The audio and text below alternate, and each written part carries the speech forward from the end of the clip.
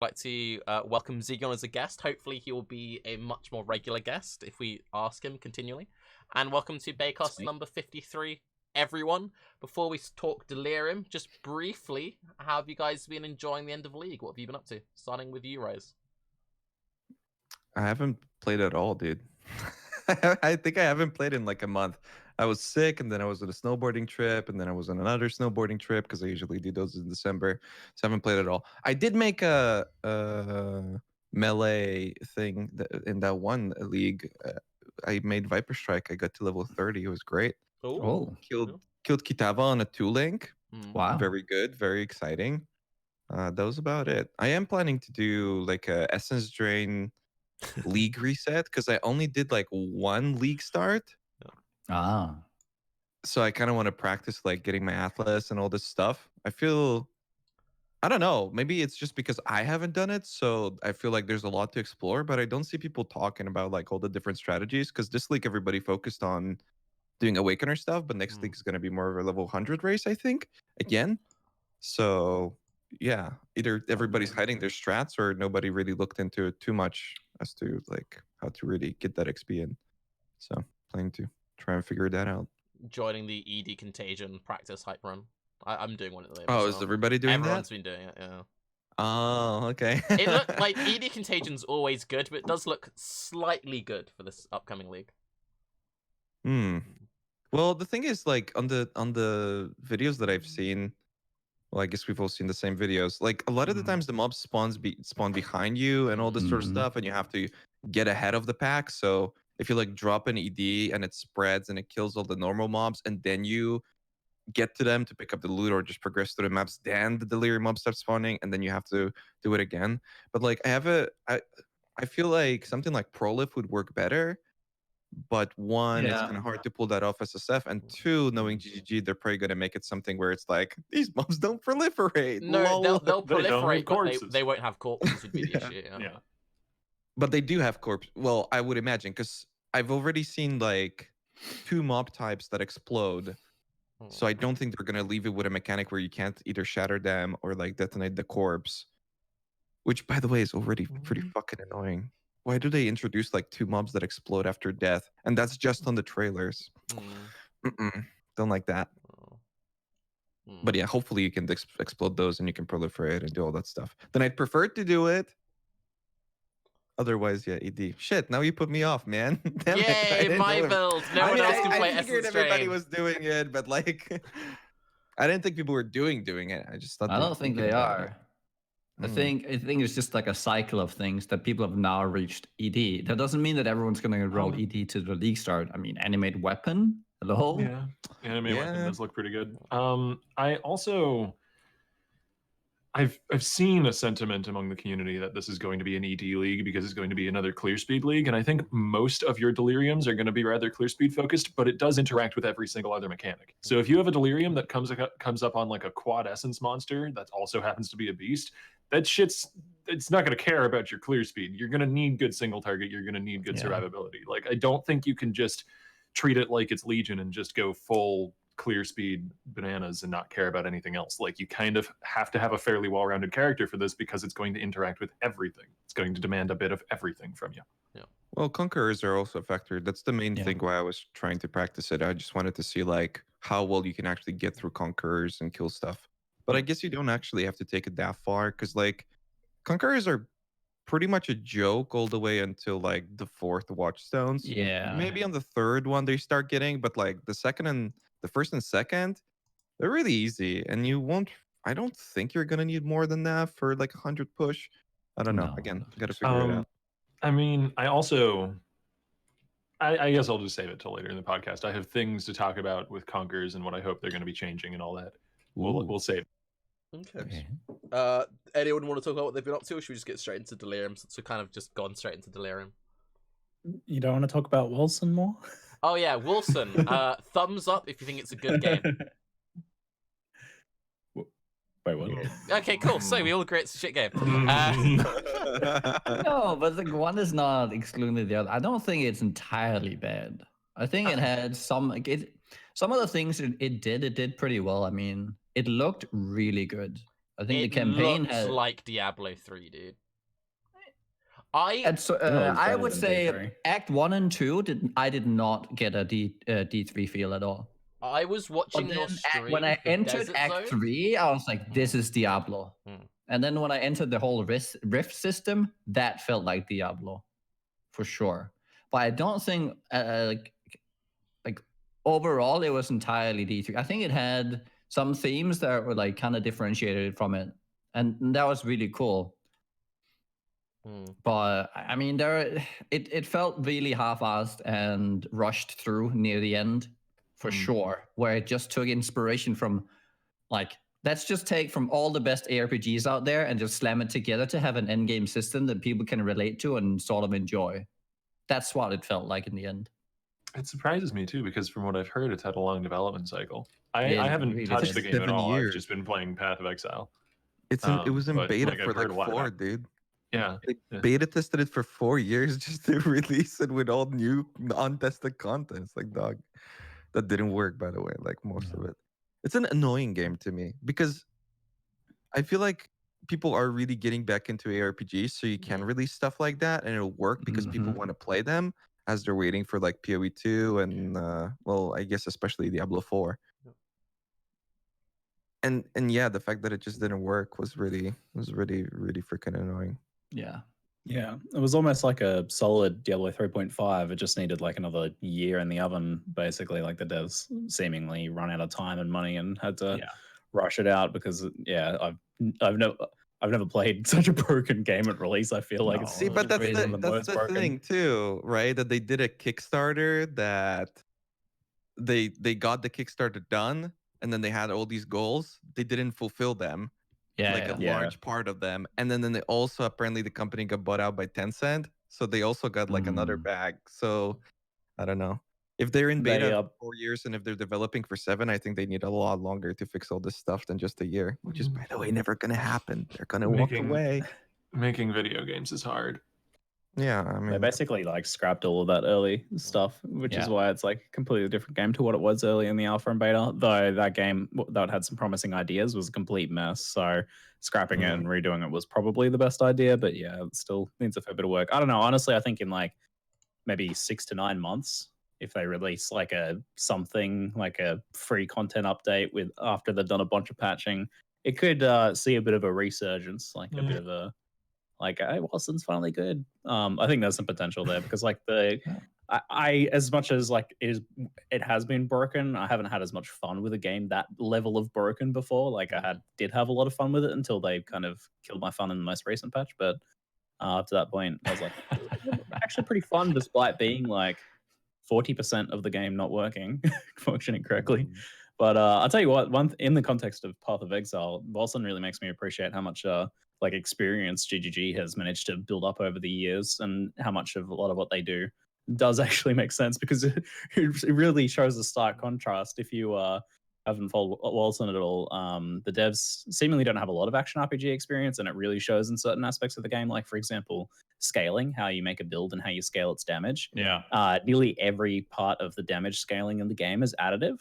So when you see a thing on the tree that's like, if enemies are slowed or hindered, then you deal 25% increased damage. And it's like, that's additive extra damage. So when you've already got 800% from like raw attributes and other things on the tree, 25% increased damage is literally nothing. Yeah. So you get all these mechanics that require like certain things that you have to do and ways that you have to build around them and stuff like that. And if it was like 25% more multiplicative damage, you'd be like, hell yeah, that's really exciting. I can, build my character around this. But because it's all additive damage, inexplicably, it just does nothing. And it means like the only multiplicative damages are like things that literally double your damage, or like crit multi. And they've had big problems with it. Like, oh, let's nerf crit multi because everyone's going crit. Wait, really? It's like, obviously everyone's going crit. Yeah. Yeah, they did massive because sweeping crit free. multi nerfs because everyone uses crit, because it's the only multiplicative scale in the game. But everything's free. That's the thing. Like what Ziggy said, it really that makes me understand like why the skill tree is the way it is, because that was the most tempting thing for me, where it was like, oh, this is a really cool concept. You can turn the rings and you can make a thing. And then once you start really theory crafting, it's like, well, I could fuck around with turning the ring and trying to figure out the most optimized thing. And Like it's a lot of work and blah blah blah. Or I could just path through 2 nodes instead, and it's the same thing. It's like, why the hell would you have this elaborate system, but then have literally no cost to actually getting across the entire tree by, yeah, again, having 2 or 3 like passives that are equally as good as the rest of the passives on your tree. And yeah. I just, I hope it goes the route of No Man's Sky over the next few years and not the route of Fallout 76. So big. See, that's the It's thing which under really annoys you, though, revival. just like talk about gaming in general. I know I often give GGG a pass when it comes to start of League, of like we're used to them fixing things after a week or two, but at least they've got a track record of they will fix most of the bugs within a week or two. So many games these days, it's like, oh, it's fine, we'll just re-release, and it's like, I don't know, man. It was particularly bad. One thing, Just finally, before we limp move on along. to another point, though, there's a bunch of like low profile in terms of like public knowledge GGG devs who were talking about Wilson on Twitter, and it was hilarious because you had people like replying to their comments not knowing they worked at GGG. Like there was one where someone was talking about dev cycles, and they're like, "What do you know about dev cycles?" And I'm like, Classic. What the fuck? I literally talked about this 2 days ago. Literally, I've been talking word about this for word. weeks, but yeah. Oh, okay. Well, I must have stole it from you then. Been talking about it for years. Yeah, Oh, yeah? 10 years actually, 10 years ago. I've been talking about it before it was invented. Come on. It was really true though. Yeah, Yeah. it was really funny. But anyway, getting into Delirium stuff. What's Right. everyone's initial thoughts on Delirium? We'll start with you, Niggy. I thought it looked, I don't know, I thought it looked really cool. One thing that stood out to me is that it's not a league that tries to do something new and exciting, but it's more, adding an extra layer to an already very cluttered game, which is good because we get to experience like all content with like a new shine to it. I like that a lot. So that was like my first thing. I was like, yeah, I like this. Like I can do breach, but an enhanced breach. Because like we're getting all this new, these new jewels, all this new power, and so if we just take that into the old content, well, that'll be easy. So I think with adding like something that could be this powerful, it's good to have something to layer on top of, And the less challenging stuff we have. like just in terms of mapping flow, I think it also makes a lot of sense as a mechanic. Like, Uh-huh. I've stopped doing alphas because I hate interrupting the mapping I'm doing to talk to alpha, go into the thing, run the thing, come out, wait for the loot, pick it up, move on. Like Delirium is just going to be an extra layer on top of whatever else you're doing. You're juggling multiple mechanics at once, and that's really, really cool. One of my main concerns with it though is that it sets them up for like Delirium debt in the future, if you want to call it that. Like if it ends up going core, it has to interact with every single mechanic in the game. Right. I don't know how difficult it is for them to make it do that. Hopefully it's easy so that it can go core if it's good. Yeah. And it's not a lot of work to make it interact with everything they add. Sure, I, I agree with that because like if we don't have this extra, even in terms of balance, if we don't have this extra added layer of difficulty, if they just do a regular league next and we don't have Delirium on that and anything else, and we have this extra power, well, are we just gonna feel, is it gonna feel too easy? Is there gonna be too much power creep if we don't like keep this level of extra danger added to the game? I don't know. I kind of like presenting it like that. I didn't think about it that way, that it's like a extra layer of difficulty. I thought about like extra layer of reward and all this sort of stuff, but extra layer of difficulty is pretty interesting that you can like kind of apply a hard mode if it actually works like that. It would be very cool. I mean, it's kind of That seems presented to that be- way, isn't it? Though, because it's like the further you keep going in, is you stay in the Delirium, right? To try and make it harder, Yeah.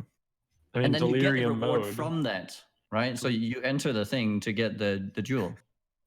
Delirium mode even just sounds like a difficulty mode that a hardcore ARPG might have. It's thematic. Ziggy, your face is making movements. Let's add sound to those. It's still early. I'm getting in my rhythm here. I'm I'm just getting that speed built up. No, a lot of interesting points there with a lot of various thoughts. So, like, yeah, definitely the whole thing seems to be presented as like an idea of like, here's a way to add a layer of difficulty to everything in the game.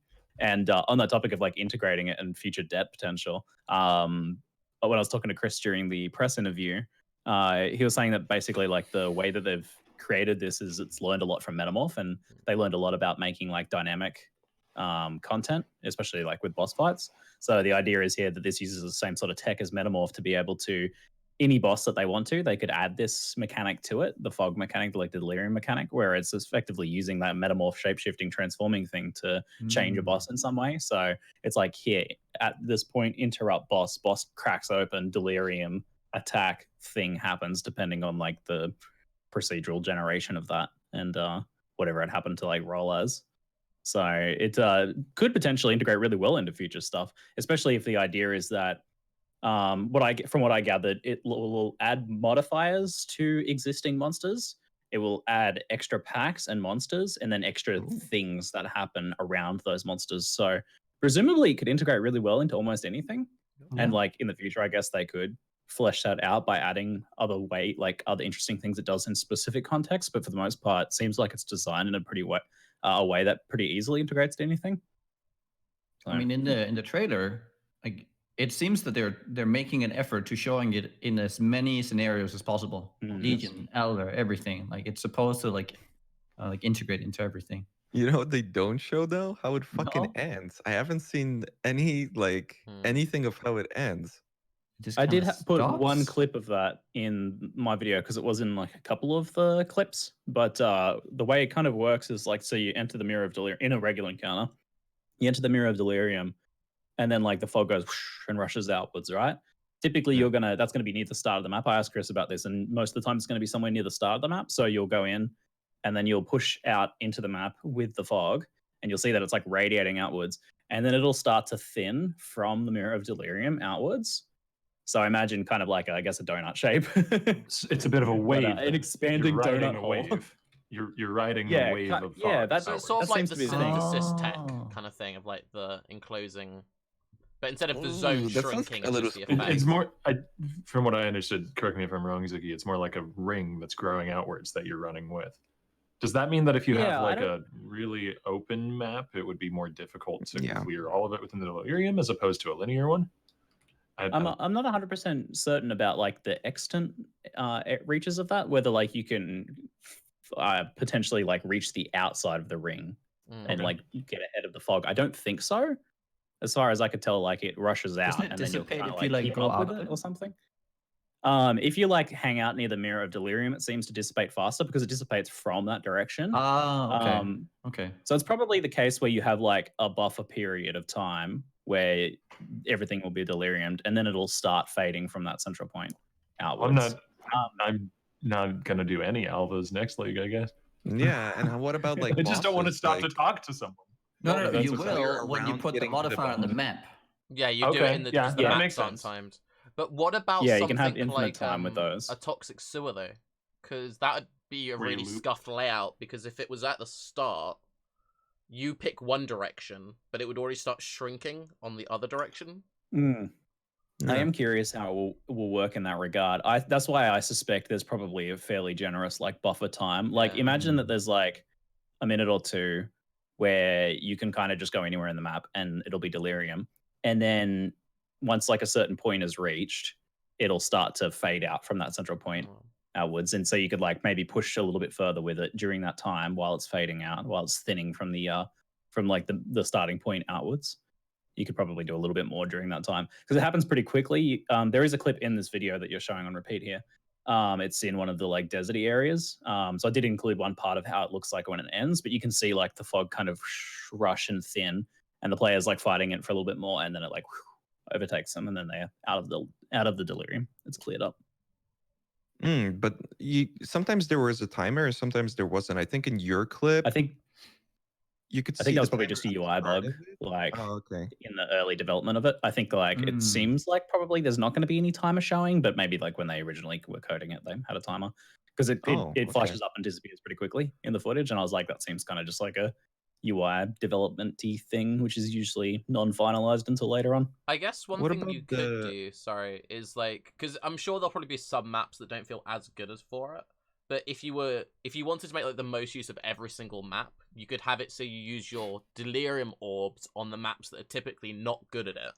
So that way you don't need to like change those maps, and then the maps that are good for the timed encounters, those when you run the event because obviously we choose what we turn into the non-timed maps. So even if there are some maps, like maybe like a Toxic, which doesn't feel that great at first, it might actually be really good for the other side, because for the Delirium maps, not the encounters, you just want whatever has the most mobs in it. So something like a Cells with a shit ton mob density would be really good with 5 orbs on it.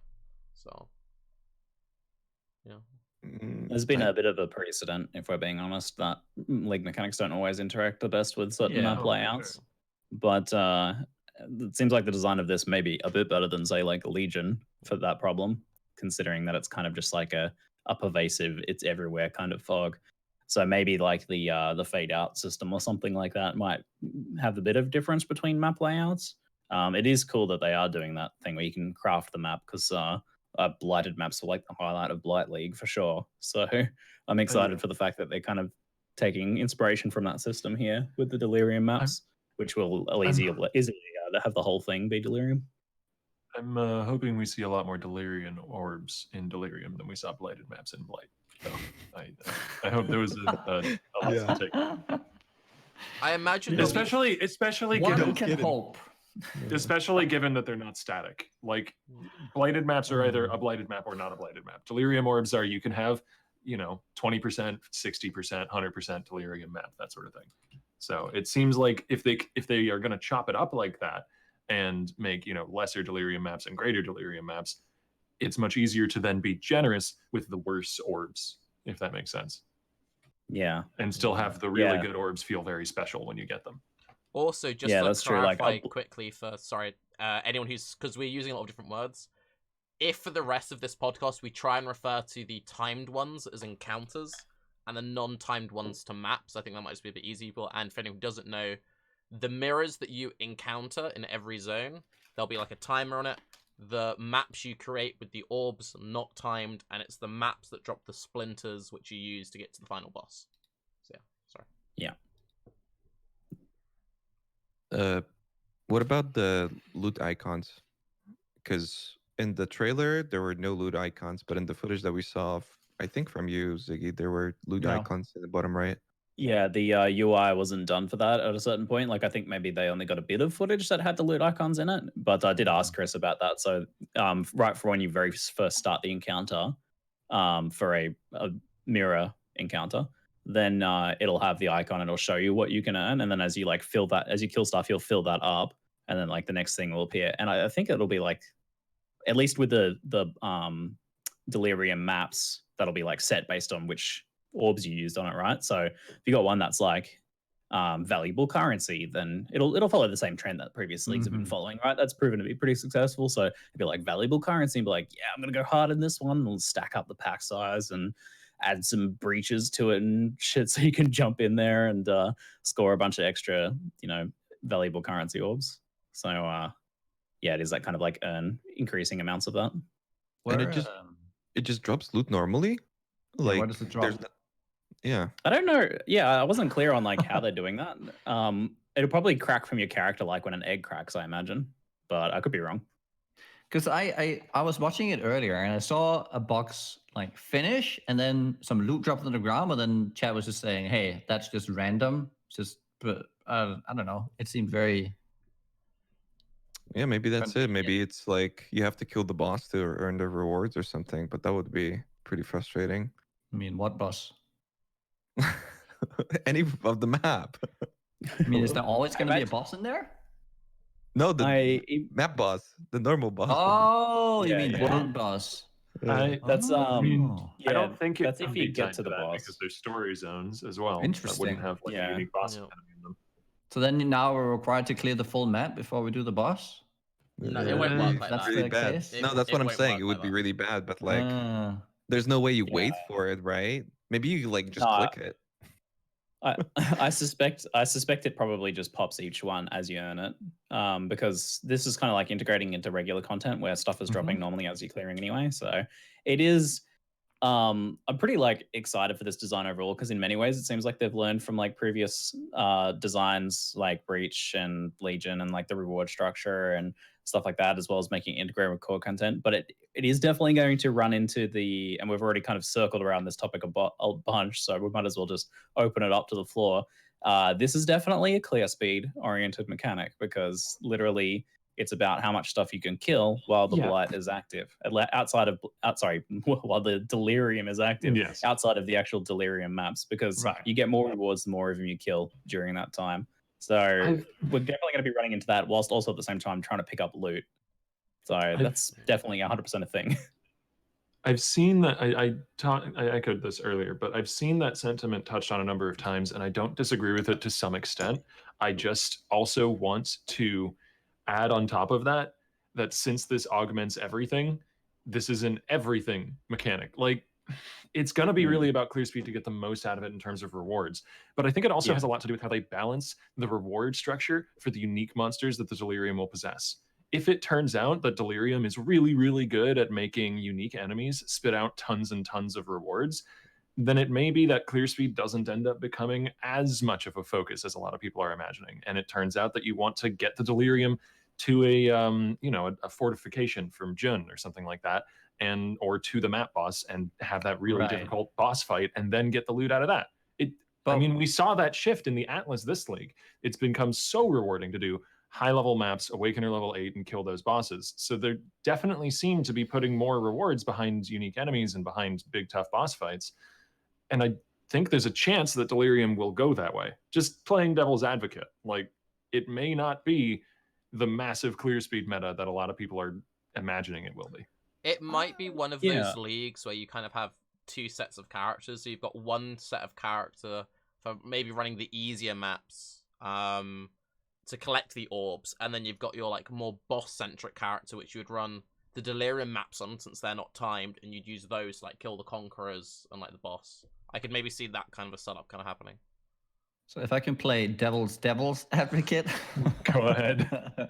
To the point about, let's say you push it to the boss. If there's a timer on this thing, let's say that you have a good boss-centric character. What if it just might not be fast enough? So you do all the right things, you get it to the boss, and then it dissipates before you kill the boss. What happens? I did specifically bring that up with Chris, and they're designing it in such a way that if you make it to the boss, it should stay active until you finish the boss. Oh, so like it'll recognize that is very good foresight. That is very good foresight on their part.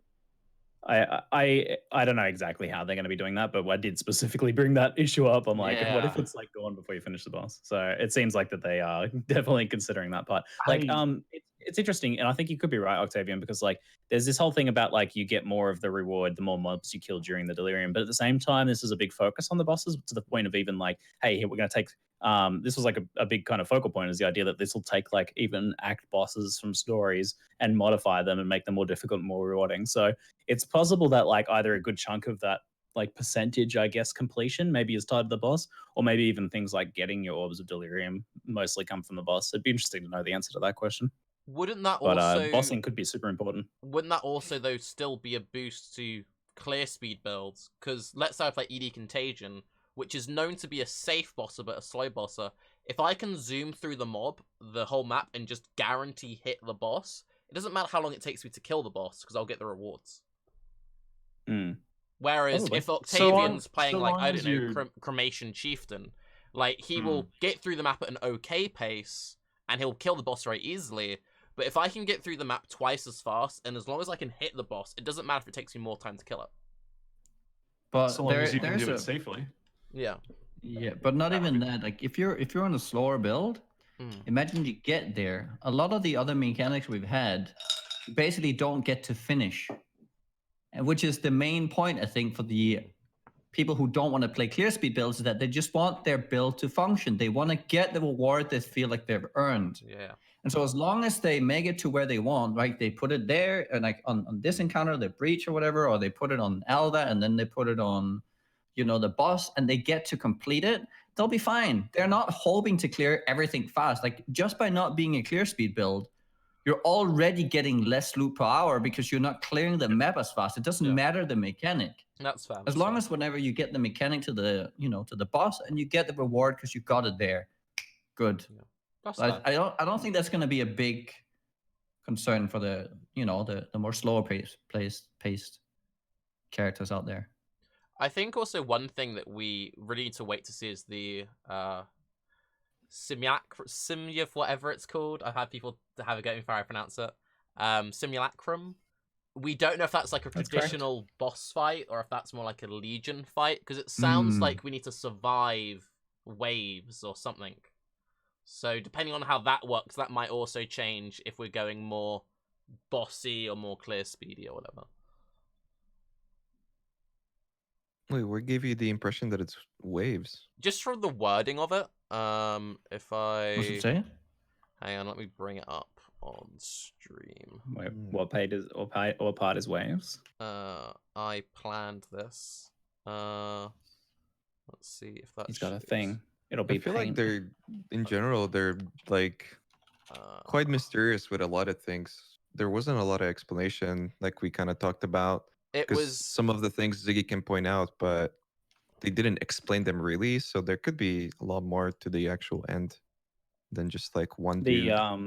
All the like story stuff in the simulacrum and this time is intentionally very obscure in keeping with the fog theme. Chris is like, we're literally not going to tell you anything about like the story or the main like antagonist or anything like that. There's like a couple images, shadowy images, and then like there's the art from the unique set, which we can see like two of at the moment, which gives you a look.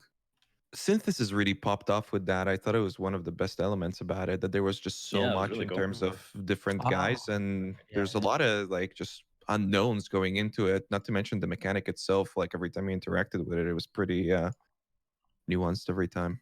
But anyway, the thing that I brought up on stream was the simulacrum enter its portal and try to survive the ultimate endgame Delirium challenge. So if Delirium is like enemies coming out of the fog, the ultimate endgame Delirium challenge suggests, this is pure speculation, but it suggests it'd be like a super difficult Delirium encounter. Wouldn't that kind of overlap with... Yeah, I mean, but a super difficult Delirium encounter would overlap somewhat in design space with a 100% Delirium orbed map. Yeah. You know, like they kind of already have that. Simulacrum, I think, will end up being something different. Could be literally anything. Yeah, it could be. It could be. It's pure speculation. It might be actually just random. Like group therapy. You know, you've been committed, and you're sitting down, and you have to like talk out your feelings and really like reach deep within yourself and figure out why is it that you're seeing these horrific creatures in your nightmares. Like, is this where does this come really from? This That's thick, the ultimate challenge. Are we all blind? Well, the thing is, like, every time they did something like this, it was always more, right? So Synthesis was like 4 dudes and a bunch of other stuff. Breach was 4 dudes as well. So like, we're talking about the boss. I lost me for a second. Dudes, Octavian. Dudes. Yeah, the dudes. Come on. So there has to be more to it than just like one, you know. Does there? I mean, I think that's kind of cool though. Like, I think that would be really neat, just having that one central mano-a-mano villain.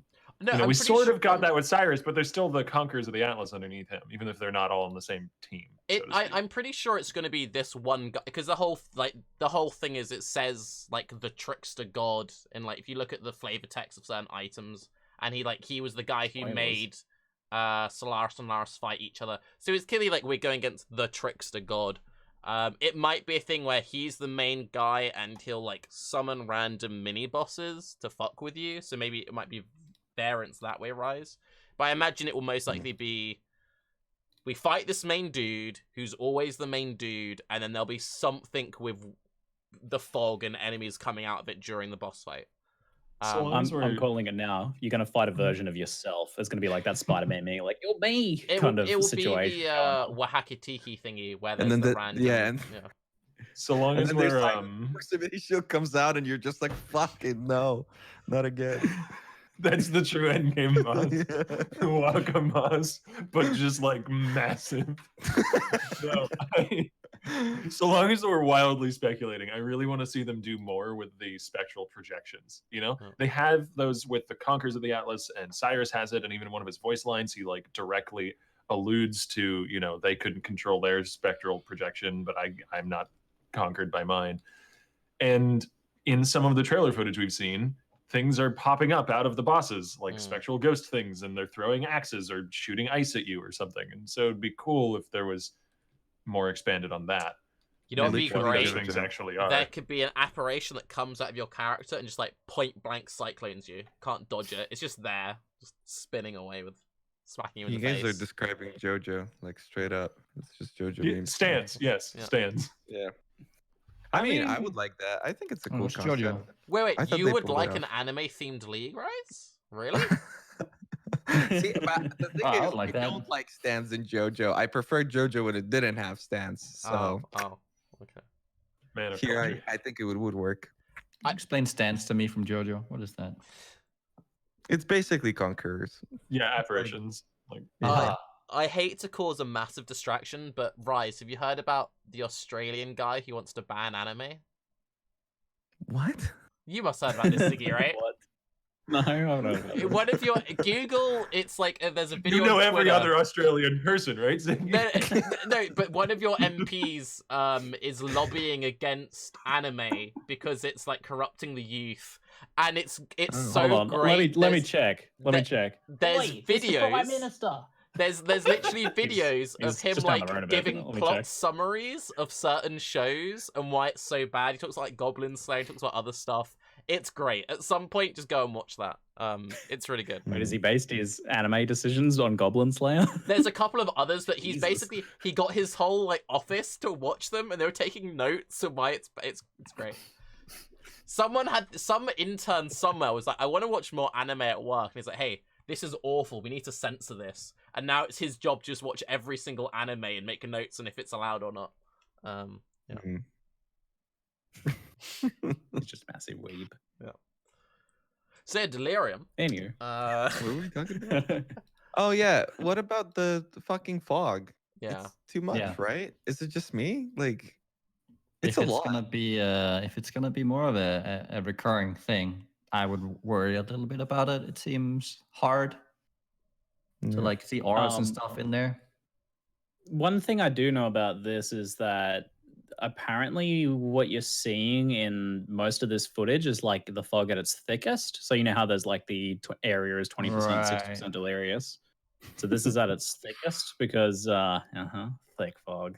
That's thick ass fog right there. That's awful, because like though. it's supposed to actually have like a thing where you like when you start, it'll be like when you start a that's, regular encounter, it'll be quite thin and then it like gets thicker as you move So outwards. that apparently. means like the more you I, juice your map, yeah. the less you can see. I'm extremely That's reassured. so The more weird. difficult content is No, that's the Well, boss. it We won't worked get out the greater than boss. what you see, The ultimate apparently. boss challenge It's is so it's just fog and you can't see anything. I'm just gonna like drape like some partially see-through bit of paper over my screen. you guys- Get the full experience. It's like when you play Pokemon and you got in every Pokemon game there's flash that cave cave? where you have to find that flash, Yeah. the lighter, and if you don't have it and you just like wiggle your way through for 10 hours straight, that's what it's gonna be. dude. I'm so into it. Let's go. I think it looks awesome and creepy and spooky, Yeah. but it's gonna be murder on streams. No, though, this I will be reckon. great, Like, though, it's because probably gonna scuff our bitrate. We can. It will scuff our bitrate, but we can now plan our builds around global illumination. So Essence Ray Contagion won't be good because it doesn't light up the screen. But Cremation, you can make torches in the fog so you can see.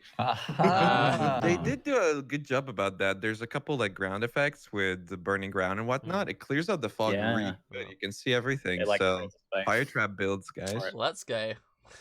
Yeah, Essence Drain ain't gonna do shit.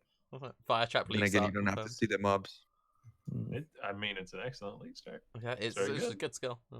Fire trap, really? Yeah, it's good. Yeah, Still- actually, I still haven't tried it since the rework. It looks cool. they've done nothing but buff it since, and it was really strong even right after the rework. You can now It's play good. it as pure dot as well, which is kind of cool, right? Mm. Yeah. And you're saying that it's a good league start. Yeah. I'll play that Yeah. instead of Essence Drain then. And the thing which is even better Maybe about not it, for 100 push.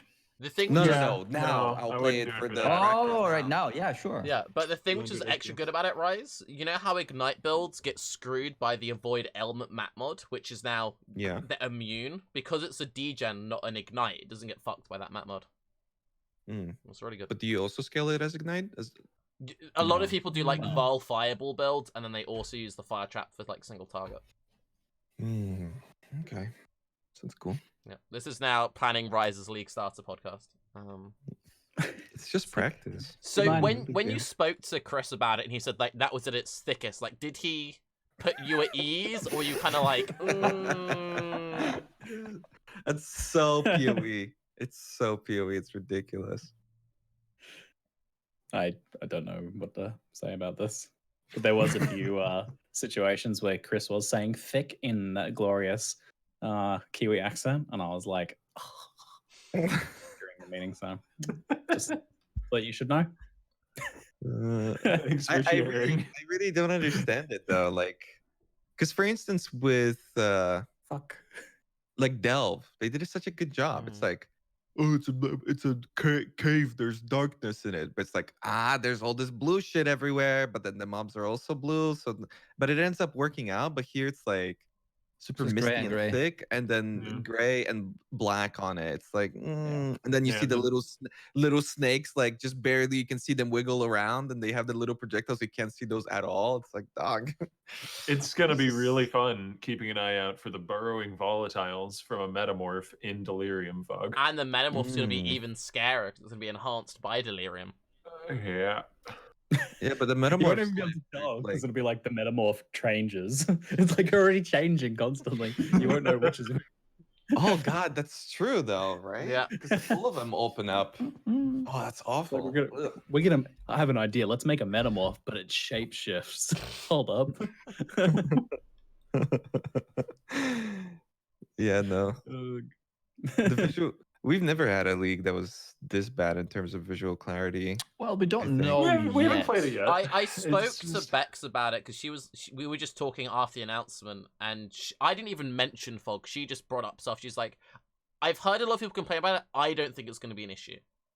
I don't know if she was like preemptively expecting me to be like, "Yo, Bex, the fuck is this fog?" So she was like, "I'm gonna like cut him off," Right. but she was like, "We're monitoring it," kind of thing. I really want it not to be an issue, Yeah.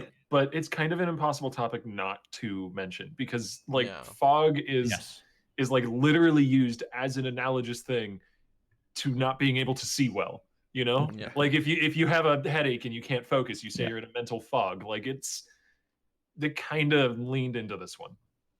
I mean, also, it's very easy for them to turn it down. Like, if it does turn Yeah. out to be a massive issue, this is like it's not like they break the mechanic, but like, okay, we just increase the visibility.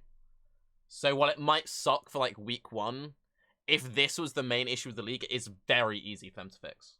Well, the truth Very easy. is that if it sucks for week one, it'll only affect like 1% of the player base. Yeah. Because if it's really the footage that we're seeing is like the thickest, then most people aren't even going to be in maps, right? Yeah. So, I mean, can't they make it so that it's more of a, tint on the screen, more of a, there's I don't know, like the terminology here, but like the sides will like, have That's a what I was different thinking, vision yeah. and like, so you don't have the fog being the actual, like as thick, but there's going to be more of a change in color, like overall. We had that in Breach as well. Like the whole thing would change depending on which one you're in. So, I mean, it's not like they can't do it if it turns out to be a problem. do we have examples of fog right now in PoE? PoE 2, Like- we all played it in the beta. That's what There- this is there- from. This Yeah. fog There came was from fog. PoE 2. Yeah, they Ah. basically I mean, it took looks that really good. Atmos and they just like cranked it up and shoved it on everything. Hmm. And was it disruptive in PoE too? you think? No, It was nowhere near as pervasive though. Hmm. It was atmospheric as fuck. yeah, It was, yes. it did look good. Did look good. I think the most important thing, like regardless of fog or not, is just that we can see like certain abilities. I mean, it might be hindered a little bit due to the fog. I mean, it probably should be. But I mean, all the one of the things that always annoy me is if we can't see, we probably can see like Anything. auras. Mm. Oh. Yeah. Like on Auras rares, you mean? especially. Like a Yeah, Fizz aura yeah. or If something? they're like stuck below the fog or whatever, oh, that would be terrible. Hmm. See, I think with that they're doing a good job. Because again, the ground effects, it feels like they've taken it into account, but yeah, that would really suck. I mean, PoE's always had that problem, right? Like anytime they release stuff, it's always like black on black on red or something, and it seems like they're going all out. It's weird because they would tackle this, but like they really, if I would have a criticism about PoE that's like extremely long lasting, it would probably be that, other than UI. That they've always been kind of bad with visual clarity. So now for them to do like a league that's seemingly all about that, I don't know. Maybe it's their time to like, we're gonna go hard into this and figure out our problems. And you might not see shit in this league, but this is going to teach us how to do this properly in the future. I mean, also at least they've made it lore friendly that we can't see shit. So it's kind of like, look, we've made this league mechanic and you can't see, but it's fine because that's the law. So we're just aiding your roleplay. That's the devil's advocate here. Is like you're going into hard mode and you're going insane and you're having a hard time seeing shit. You know, that makes it harder intentionally. So, oh, actually, speaking of going insane, was the insanity thing in PoE? Was that a real thing or was that a meme? Like where the letters would change? Was that a bug? Have you guys had that? Where I mean, there's the insanity item. on The certain weapon? items. Yeah. Innsbury Edge. Yeah. Are you talking about the text glitch when it like goes all Dark Lord Couture? No, that's not. That's just a bug. Yeah, but that looks like that on other effects though, like that are in game. Yeah, I mean, sure, lean into it, embrace it. Just make Yeah. the text do that every time you're in a delirium. Because I feel like, what league was it? I feel like they talked about that specifically. That like there's this insanity stuff, and that's where the bugs started occurring. Is when you release Val Oversoul, a bit of it lingers in the back of your character's mind. So every now and again, you get aesthetic text. It's lore friendly. It's not a bug. It's meant to be there. They should just replace text while you're in a delirium with jumbled harbinger. Yes. Hieroglyphs. So just harbinger. Okay. I'm surprised no one's mentioned Clostadules yet. What's the? No, we haven't gotten there, Darren. Oh, Well, actually, you're the one managing the topics. You lead the Tarke. podcast. Well, okay, whoa, can I just? blaming us Okay, for no. this? Okay, this is the first time anyone's ever followed the topic list. Usually, it's like, oh, I'm just gonna mention this shit also, randomly. now we're to blame? Okay. Okay. I see Tarke. Classic Tarke. So segueing into Clostadules. Okay, can I finish? Yeah, go on. Okay. What happens when you add fog to harbingers? Is it going to be readable? No. That would be cool. That would actually be really cool. That would Double be insanity. fucking sick. Double insane. Oh, the insane mind can read it. Ooh. That would be cool. I mean, there they does never seem to be finished that some plot. connection between this stuff and a few of the other like otherworldly things in Path of Exile, which all have some like tenuous lore links. So it's possible. Okay, that was it. We can move on. Sick. I would love that. Let's go to the last topic on the topic list first. The last topic, general What is it? changes. Right, Metamorph going core. How do you feel about Metamorph going core, guys? All right, yeah, let's go with that. You wanted to do it, Ziggy. We'll talk about Metamorph going core. We'll come back to Clostadules. What have I done? It's terrible. It's not a way to. Terrible. Wait, you don't like it going What? core, Nikki? No, it's terrible to go in this order. All right, okay. Talking about Clostadules real quick. So unprofessional. What am I doing here? Yes, Raiz, we're holding you back because you're by far the most professional person currently sat. That's the joke, Tarke. God damn it. Okay, this is planned. There's a line of script in the Google topics which has just said obscure the conversation with fog. So that's why we're jumping backwards and forwards like this. We're just preparing you all for Delirium League. It's fine. It's much more thematic than usual. Yes. Usually it just says fuck about. It's also why we haven't displayed the topic list. The topic list is actually on the overlay. It's under the fog. But anyway, you got to see Clostadules early, Ziggy. So like, what was the oh shit moment? How did you like contain that? I don't know, Tarke. When I saw the Clostadules, possibly. No, but like how? No, because like when what I meant, what I mean is. When we saw it, right? When we saw it, we're like, oh shit, that's cool. Fuck you. But like, when we Petition to switch host. when we saw it, We have a vote we're or like, something? that's cool. When you saw it, you can be like, There "Yo, was a good Chris." question in there. There There was. was a question in there, but you can be like, "Yo, Chris, how did Alright, Chris calm react to down. your reaction?" My as favorite well? part was when I saw the new thing. That part was awesome. How did Chris react to your reaction? What was your first question? That's kind of the route I was Give us the going. fucking play-by-play here, Ziggy. He's not gonna, he's not answering. He's not coming back. I quit. All right. You get the question though, right? Okay. What was the question? So like, okay, when you had, what was your first reaction to Chris? Like, what was your first question? With the cluster jewels Yeah, specifically. Yeah. Oh, dude, my memory is not as good as you think it is. Fuck. That was definitely the part I was most hyped about, and like, I had a bit of a laugh as well. Yeah. Not quite like that though. Yeah. It was a pretty good laugh. Good on you, Tarke. Yeah, no, the cluster jewels kind of blew my mind a bit. I was like, you did it.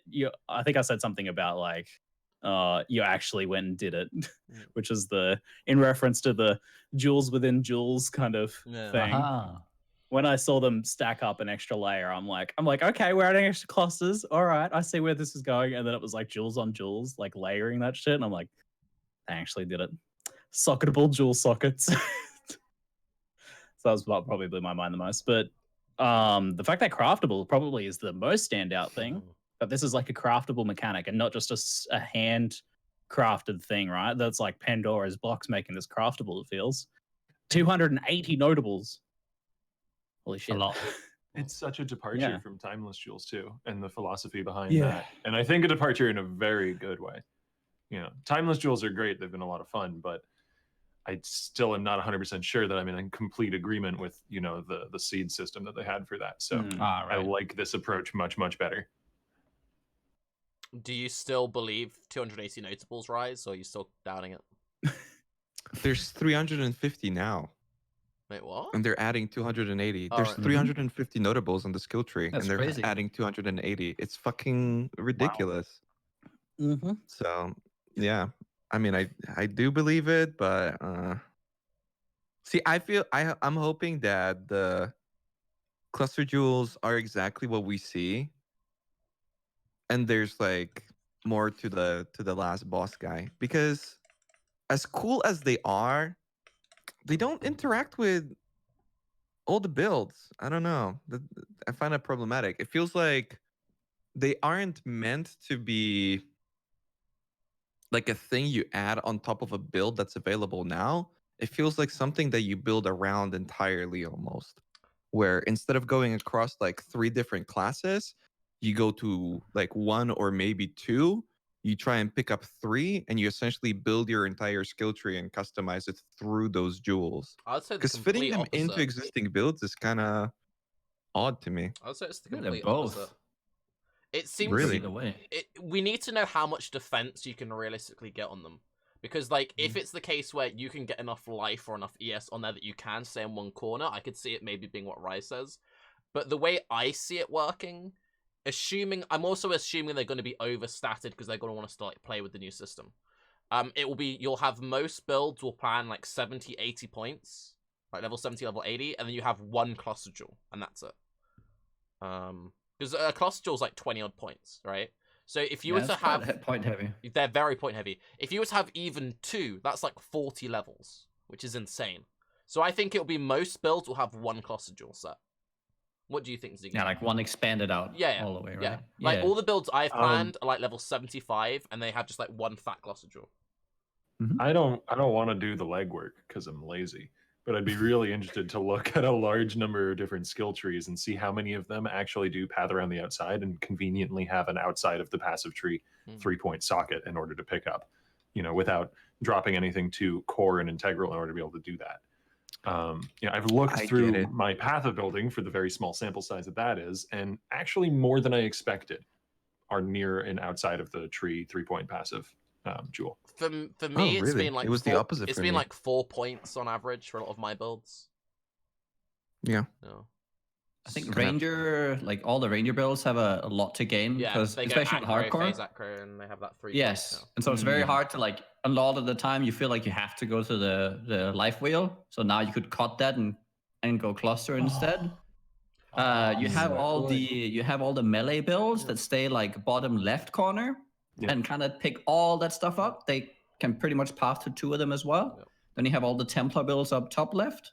Yep. You have all the builds up there with MOM and Ignite and all those kind of things if you want to do that. And to the point where Raiz was like, oh, you have to specialize. I mean, we've seen both the very one-dimensional ones with the chaos damage. That was just a blue one, but I mean, I imagine you could make them, more one-dimensional but more powerful.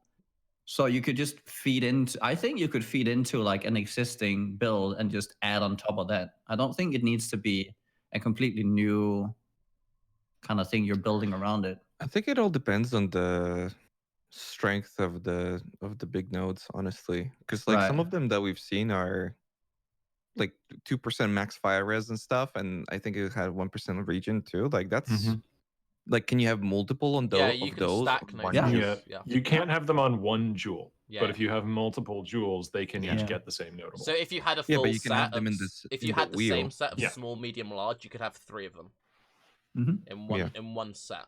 So yeah. See, I feel like that's a lot more effective than trying to like just have an extra stack, because the skill tree is so strong now. It's so like I feel like builds other than maybe melee and bow, which is why I thought maybe this is going to be a big boost for that. I was going to go for a whole meme with like melee being buffed because the you have to get close to spawn the delirium mobs, and also you get the extra nodes so you don't have to travel as much. But like builds, I don't know, I feel like they don't travel as much. It used to be It's that crit really builds good for traveled a CI. lot. It's really good because nearly every CI build has one yeah. 3-pointers. As you said, melee have but the that's 3-pointers. That's the thing though, right? That for CI, it's like, well, it's really good, but then on the other side, 10 int is not a bad node for CI, It's a lot more impactful than like a lot of the travel Yeah. nodes are for other builds, other than like maybe deck stacking builds and whatnot. So those nodes have to make up for all of that. And also, I mean, the outside jewels themselves, not only do you have to get there, and for a large chunk of the builds that I had, other than bow and melee builds specifically, because those usually for me travel through the bottom. So you have access to the one in the bottom left and in the bottom right, the evasion and I think melee physical, like 4% or something. Mhm. Other than those, yeah. Well, all of your I see ignite a lot of people builds go for are the near the mana top node, 3, top 3 yeah. on the left, because you route Yeah, to the Holy mana node. Fire and the other fire cluster. Wait, oh yeah, hold the top left, yeah. Both sides. Mm. See, I feel like in a way that could also, for a lot of my builds, could mean like a more return and back into curses. Yeah. Because I feel like I'm stepping more and more away from curses, but they're still extremely powerful. Anytime I play like anything curse, it's so good. So I would like to play some sort of like occultist animate weapon or something, and then path through there and have curses, Nice. and then I have the mana nodes and these nodes, and then it's nice. To explain just briefly how cluster jewels work, because I realized we didn't actually do that, and there will be some confusion on this. So there are 3 different shapes. There's small, which I believe always has 3 passives. Medium, which is like 4 to 6 or something, and then large, which is 8 to 12. They don't give you passive skill points to spend. Some people say they do. That's rubbish. They add extra passive points to your tree. So if you had a small, medium, large, on average, that's like an extra 20 or so available points. So if we say you need an extra 20 points, that's why we say it kind of like that. And there are some unique ones like the voice, which adds multiple jewels. And small detail, they, I believe they've been confirmed not to work with things like timeless jewels. Yes. As in, they will not interact with other passive tree affecting things. Yeah. No timeless jewels, no thread of hope, intuitive leap. Go on, Ziggy. And you don't need to use regret orbs to respec them. Yes. Except for the notables. Or not notable, keystones, I believe. I believe the keystone you still need to use it, I think they said. But the actual like jewel, you can respec them for free. only the initial jewel slot is something you would need to use a passive point on. But the actual like going out will cost you nothing. That's a cute quality of life detail there that I wouldn't have expected.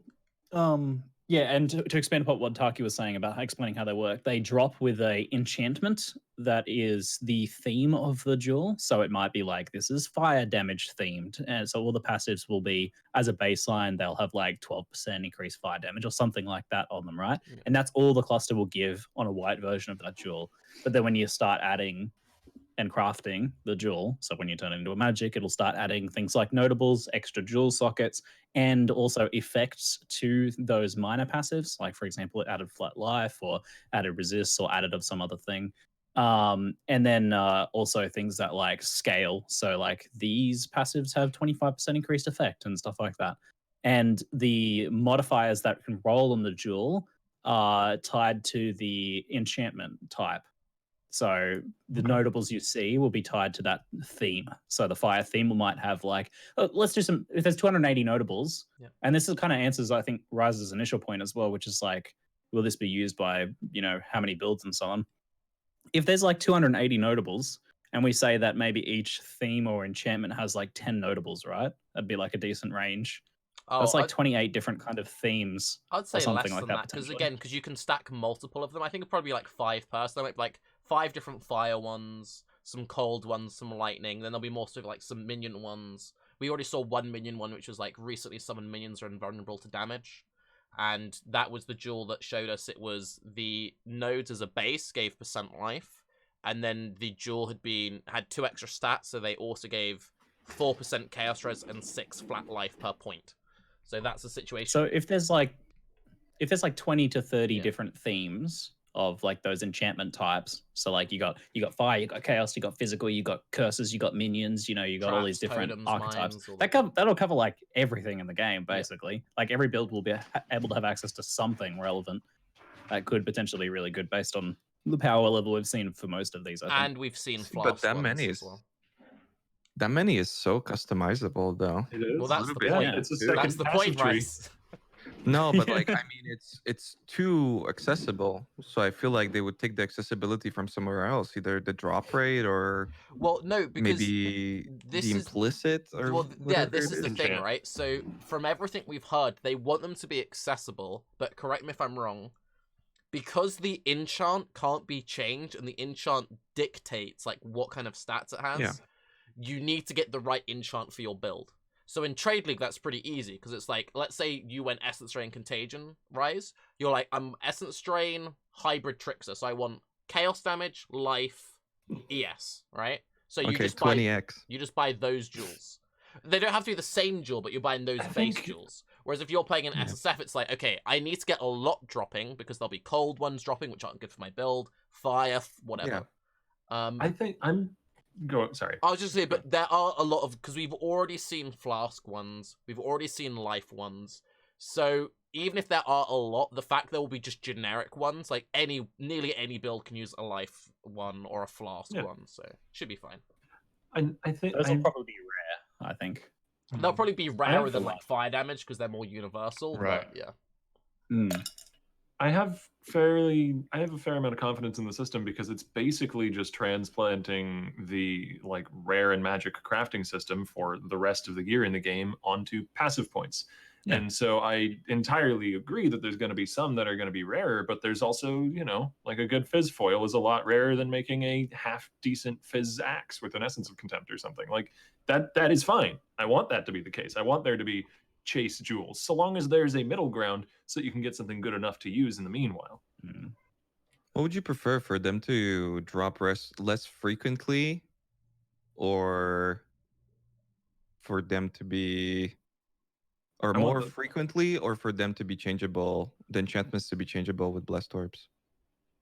I think it's better that they aren't changeable, because do you remember that thing where it's like when there's a certain meta and you can only buy enchants on a certain base, because they're not changeable, ones which may not seem good will be available to sell because people will be selling them. Whereas if everyone was like rolling them for like a specific thing, it means that niche builds would have less access.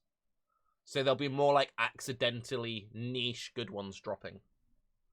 And also they can make them more overstatted, I think, if they are more niche. Because if they were super interchangeable, then they'd be like too OP. I don't know. I don't think that it the would be rarity weighted. has to come. I don't think that the rarity has to come in the enchants. I think they could even just not have weighting on the enchants at all if they wanted to. I kind of doubt that'll happen, but I think they could, and then just make certain notables quite rare. So you can get the base that you want rather easily, but if you're trying to go for a really powerful notable, it takes a lot of alteration or spans or chaos or whatever you want to run it with. I like that better.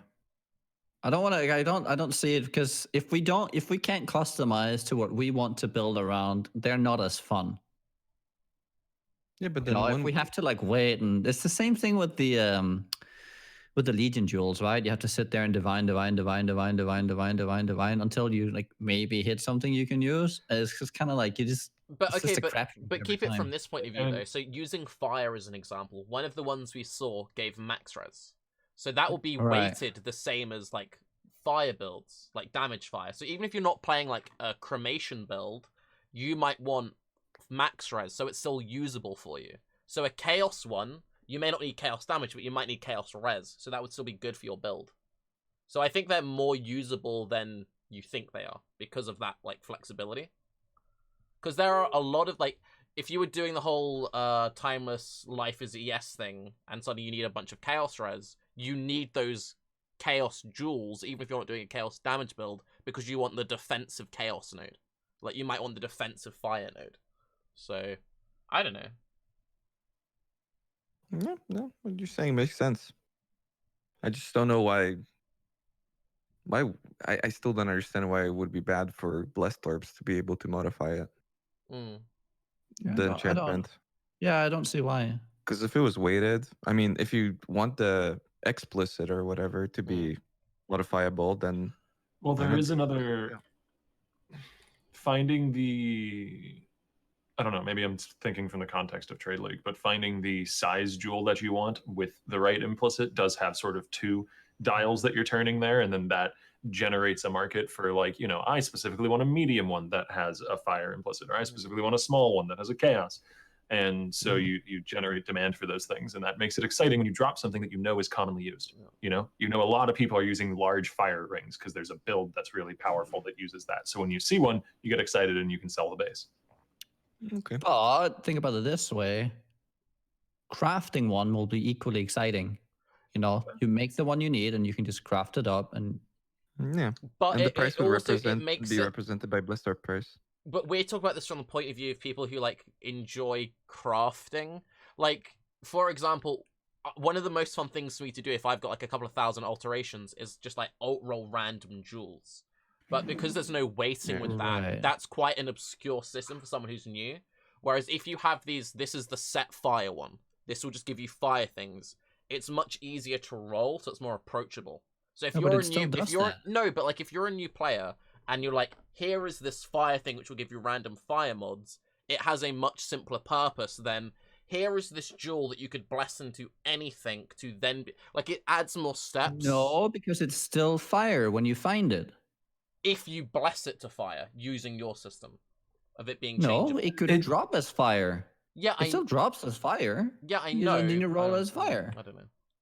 I feel like if we had that system, we'll have a thing where everyone is just rolling for one type of build. Because everyone just be like, oh, fuck fire, because chaos is most powerful this league or whatever. So also, I believe the enchants. I believe the enchants have certain stats associated with them. Like, it's not just an enchant that says the word fire and now it's a fire jewel. Like, the enchant is giving you some variety of stat, right? Which would mean that functionally you're changing how blessed orbs are working in that situation. Yeah. Because usually a blessed orb, when you roll it on something with a stat, will reroll the stat, not reroll what the thing is. So you'd have this space opened up that would require a different currency, either that or just blessed orbs work different here than they do everywhere else in the game. Also, enchants aren't technically implicits. Yeah. There's also the point, I guess, that if you change the implicit, it would automatically change the explicit. Therefore, blessed orb would function as a chaos orb. Yeah. So yeah, that's true. Because otherwise, you'd be able to have a chaos implicit that has fire rolls, which doesn't really. So I think just through that they would make it non-changeable. But then I hope they drop frequently enough. I wouldn't be surprised if the weighting is fairly even across the board for them, and the rarity comes in trying to roll certain notables. Yeah. And also, You know what? it's being confirmed they drop from any monster affected by fog. It doesn't have to be specific delirium like bosses or anything. One thing that would be cool if you could do a 3-to-1 recipe with them or something. And even if you could do, let's say you need maybe even for the more common ones. Let's say you want a common one, right? You could do 3-to-1 into a fire. No, I think that it'd be better if you could do small to medium to large. That would probably re-roll it anyway, so it'd be also a weird way of re-rolling it. Maybe could be something like that. Could be interesting. I mean, I like just crafting or like vendor recipes in general. So I mean, adding systems for that would be really nice. Maybe have some control. What a waste to me, anyway. Have you guys found a single one of those metamorph unique items? One. In, like the lab and stuff. So rare. I haven't found a single one. That's been one thing that's been annoying me. Same from how many of you have found blight items like drop for you? I've never seen one. I've never got one. Yeah, like one. Answer to both of those questions about metamorph and blight, probably like one. So I really hope I've noticed learned that lesson. The blight one was particularly obnoxious because the blight only drops from the pod from blighted maps. So you need to roll quantity to try and get the pod to drop more, but most people don't do that because it doesn't affect the chest. Like, most people these days are running their blighted maps white, even. Mm-hmm. So it's really backwards. So I hope they've learned from that, and they've learned from... That is weird. Metamorph, sorry. I think... Blighted Delirium maps.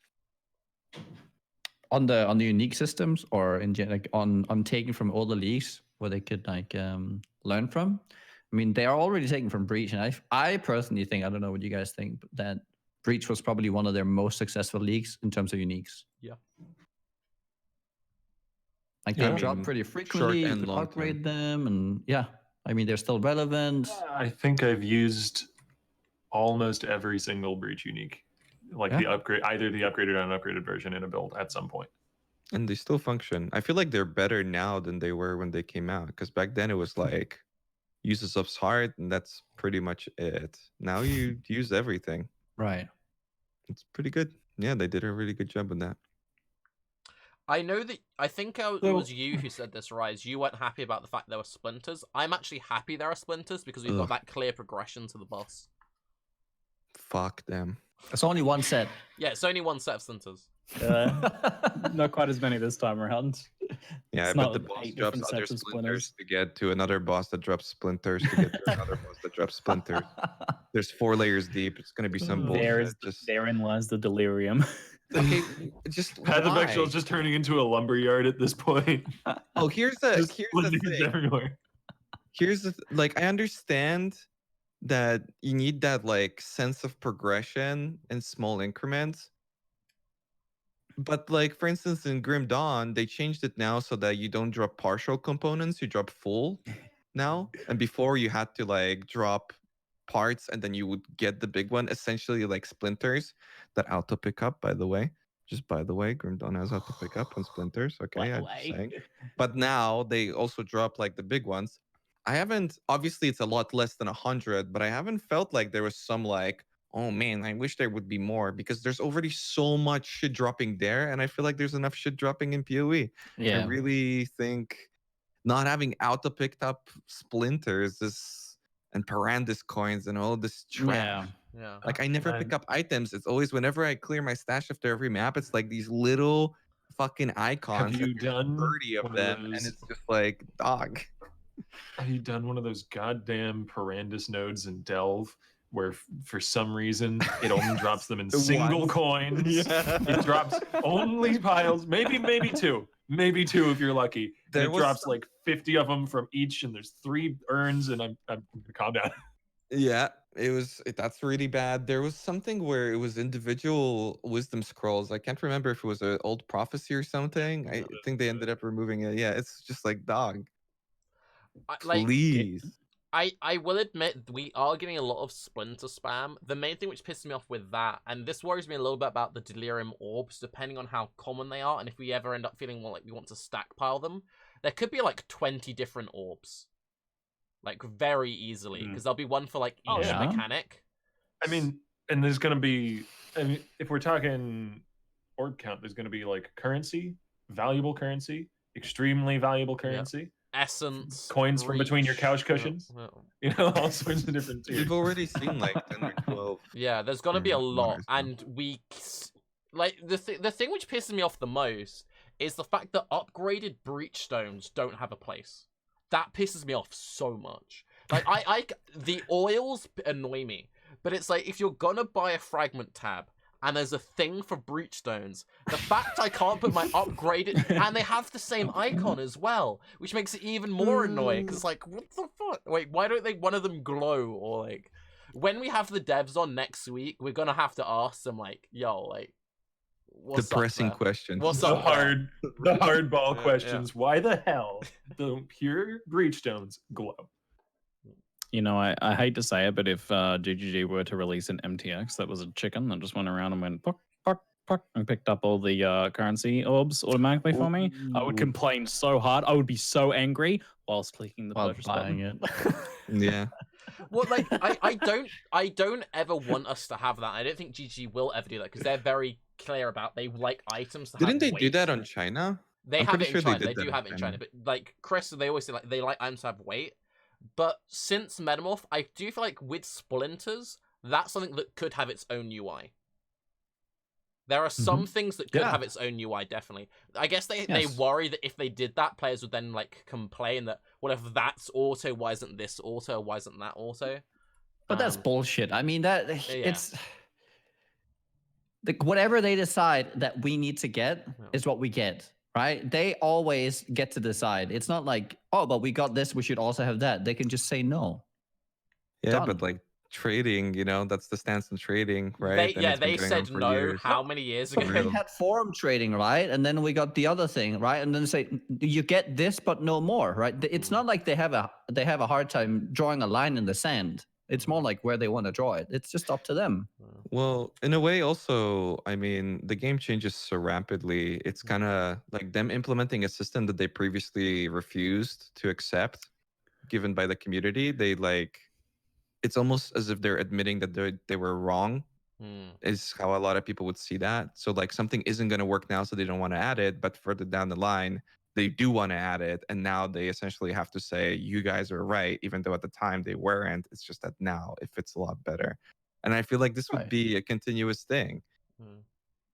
I mean, With they a have lot to of like implementations. self-reflect and innovate on their own product. Otherwise, they never get better anyways. I mean, Yeah, of course, absolutely. It's just that sort of thing doesn't sell. I feel like you know, and they at the end of the day they do have I to don't look know. at I it. mean, if you give players, you know, a better experience of playing the game, like you remove some of the frustration that they have, that's a clear selling point, I would say. Yeah, and then Diablo 3 happens. You know, you remove a lot of the frustrations, and you keep removing, and essentially No, it but boils down into like. But one shell. It's a doesn't. slippery slope argument. It is. Yeah. And, like, I mean, Yes, there but are- there's this No, idea that if you do one thing, you have to do X, Y, and Exactly. Z after, which you don't need. it's a fallacy. Yes. I agree completely with Niggy, but one thing that I heard Chris say, I can't remember who was interviewing. It was one of the Exile things. I only got to watch it recently because obviously we were busy on the day. It might have been to Ziz or Quinn, and they were talking about things they want to change in PoE 2, and he was talking about how, well, originally they wanted it so there'd be an NPC you talk to in town to fill up your flasks, but they just couldn't be bothered to implement it, and they said, oh, we'll add it later. And they were thinking, well, maybe we should bring that back with PoE 2. But if they were to actually add that, there'd be so much complaint that it's because that's just an anti-quality of life feature that it's like, oh, Right. I've left the map, I've now got to talk to this NPC. Why the fuck do I need to do that? So there are some like core things which are in their minds like this is a fundamental thing that should be in the game. Should be how it works. But because we didn't do that originally, we now can't make that change because of the backlash. So I don't know. And that's such a simple thing that you wouldn't ever think about it being a big deal. Like, oh, why isn't there an NPC that fills up the flasks? But if they made that change, you would be so pissed if you had to talk to a guy for that. Yeah, but I mean, yeah, that's. I mean, this seems exactly it. unnecessary. That just seems unnecessary. I mean, is this one of those things like, why would we need that? like an NPC to do that. Well, if you have something What's like the that point? system, it reduces the likelihood of people like just urging certain bosses to like go through every single portal because it just adds a slight barrier. Again, it's not something that I think the game needs, but Chris was talking to like that was something he wanted in PoE that he still wishes they had, but they can't ever add now because of how they approached it in the first place. Okay. What about IDing items then? Like, do you guys think IDing items still needs to be in PoE for it to be a good game, or if they removed it where you click one button and you ID everything, or like remove wisdom and portal scrolls, for instance? Like, it's small things like this that can have a long-term impact. I mean, they might have the last say, but I honestly think a lot of this is just like redundant. It's a remnant of their original system where everything worked with you build up small currencies that build into like slightly larger one, and you can vend a recipe and all this. It's like a remnant of what the game was like 7 years ago, which was at the time really good, and it made a lot of sense. Like you had the racing community, you had all that, you did all the vendor recipes, you would ID some things, not ID others. You would constantly pick up rares because this was your item progression, so it just naturally fit into the flow of the game. These days, it's like it's very different, right? You pick up your base item, you fossil craft it, right? You pick up the items mostly to alterate, like to get alterations now. So it's like the game has just changed a lot to where maybe the system is a little bit outdated. Well, I think RPGs especially suffer because it's so many of these games are influenced by like 30, 40-year-old mechanics. So it is one of those genres where it's kind of like, where do we... What if they implemented like a little weasel or whatever that would pick up items and little or like even little things, right? Little scrolls and little pieces of things, right? Yeah. But it wouldn't be that fast. It would be kind of like a fat weasel. So he would only pick up like the faster your build is, the less it manages to pick up. So then it's like a clear speed boost for the slower builds. I do guys, think that's the future. So okay, so like you get to Lionize, you talk to Tarly, and he's like, "Hey, this is my cat. He's called Tarly's cat, and he will follow you on your journey, giving you handy advice and picking up loot." Yeah. And the faster your character gets, the fatter Tarly gets. Tarly's cat, and then the slower he picks up. Isn't there a K in his name? Isn't it Tarke? It's silent, clearly. Oh, okay, it's on me. Sorry. I think it's a silent L. I think it's a silent Rude L. of me. Yeah. Half of the letters in that guy's names are silent because we don't remember them. No problem. So I don't know about PoE, but if I was about to make a new action RPG, I would implement a system where you could, based on your loot filter settings, have automatic picking up of at least items like currency and stuff, if not everything, based on your loot filter settings. Just saying, if I was going to make a new action RPG, that would be a core fundamental feature of the UI and user experience design. I think they don't want to do this until they do their overhaul of item drops. Like they probably wouldn't touch this at all until that comes out, and then they would like probably look at it again. So never. Okay. Well, I mean, they have said they want to overhaul loot. Like it's been a thing they've been. Yeah. For a while. I mean, isn't that one of their top priorities right now? Yeah, they want to. We'll give them an opportunity to do that. Yeah, they want to fix cannot die in proximity shields too, man. I feel like this is on the level of desync. It's like something they're not going to talk about until it's finished, but it's I would assume that it's something that they have they have a clear line that they're probably working on behind the scenes, but we just don't know any about it. I mean, we weren't expecting PoE2, right? Like no, exactly. I mean, it's something that I very much imagine will come with PoE2, but yeah. Yes. Yeah. Because like expand on that. Oh, go on. Just to expand on that, I like idea. There's for anyone who's like, oh, then you lose like the physicality of items and stuff like that. There is middle grounds you can reach with this. Like Chronicon, that Satharo mentioned in chat, has a great middle ground where when you have a radial looting system, you press Q and it loots things in an area around you based on your loot filter settings. Yeah. So you still physically pick up the items, but instead of like on click on those little moving, jiggling around loot labels and getting RSI, you just press Q and it picks up the things around you in a radius. And it's like there's middle grounds you can get for this sort of thing and still have. And I mean, hands not be murdered. Quickly though, Octavian, but if we had that, Ziggy, we would lose the best part of every mapping experience, where you open a chest, you go to click on something, and you realize it's actually above a ledge. So you run around, and you click on something else, and that's on the other side, so you've got to run background. I don't know if I tiny could ever little labels lose and it's that actually on the other side of the that screen. really fun bit of content, you know. Also, we all know that we pick up literally every item that drops on our filters, right? Yeah, Yeah. 100%. Go on, what are you gonna say, Octavian? It's escaped me now. It's I'm okay. sorry. If there's one thing I would like to be in PoE, I've seen it in 2 or 3 games so far. It had Volton had it, by the way. It's that you can quick drop from your inventory. Just click on the item from the and it just pops out. Can you actually do that in PoE? No. Don't think so. No, right? No.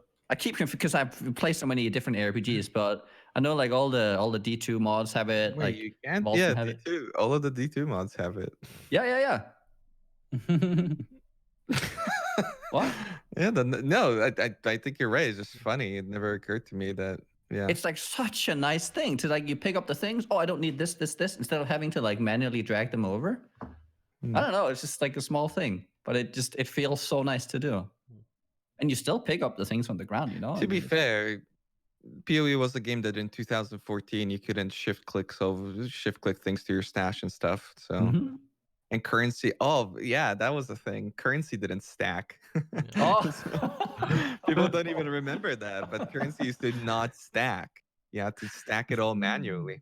Also, no. This is a to be game honest, at I don't know 2014. why we're even having this conversation because we don't have to see currency under the fog anyway. That's There you true. go. Complete I like non-issue. that solution. Nailed it. It's a good solution. Just hide Just everything. I know. Ultimately filter. Um, Super strict. Going back to cluster jewel um, bit because I'll go on what you're gonna say. Yes, I have something I wanted to ask you guys about cluster jewels. Actually, do you folks feel like this mechanic is too big for this league? Like, I feel like this is a massive fundamental change to like character design for it to be tied to. What if Delirium is bad, right? Let me just say, what if Delirium's bad, but cluster jewels are a whole new paradigm shift for the game, and they're freaking amazing. That would Huh. be sad. Yeah. They're not. Would be I that imagine interesting. they're not so thematically tied to Delirium Yeah. that they couldn't be divorced from it and put Yeah. into a different mechanic or just made a base drop. They haven't That would done have to that be very it, right? much. I mean, like the Yeah. last time I can think of them doing something like that is making Horizon Orbs a generic currency rather than Yeah. just Harbinger specific. But that's much smaller scale.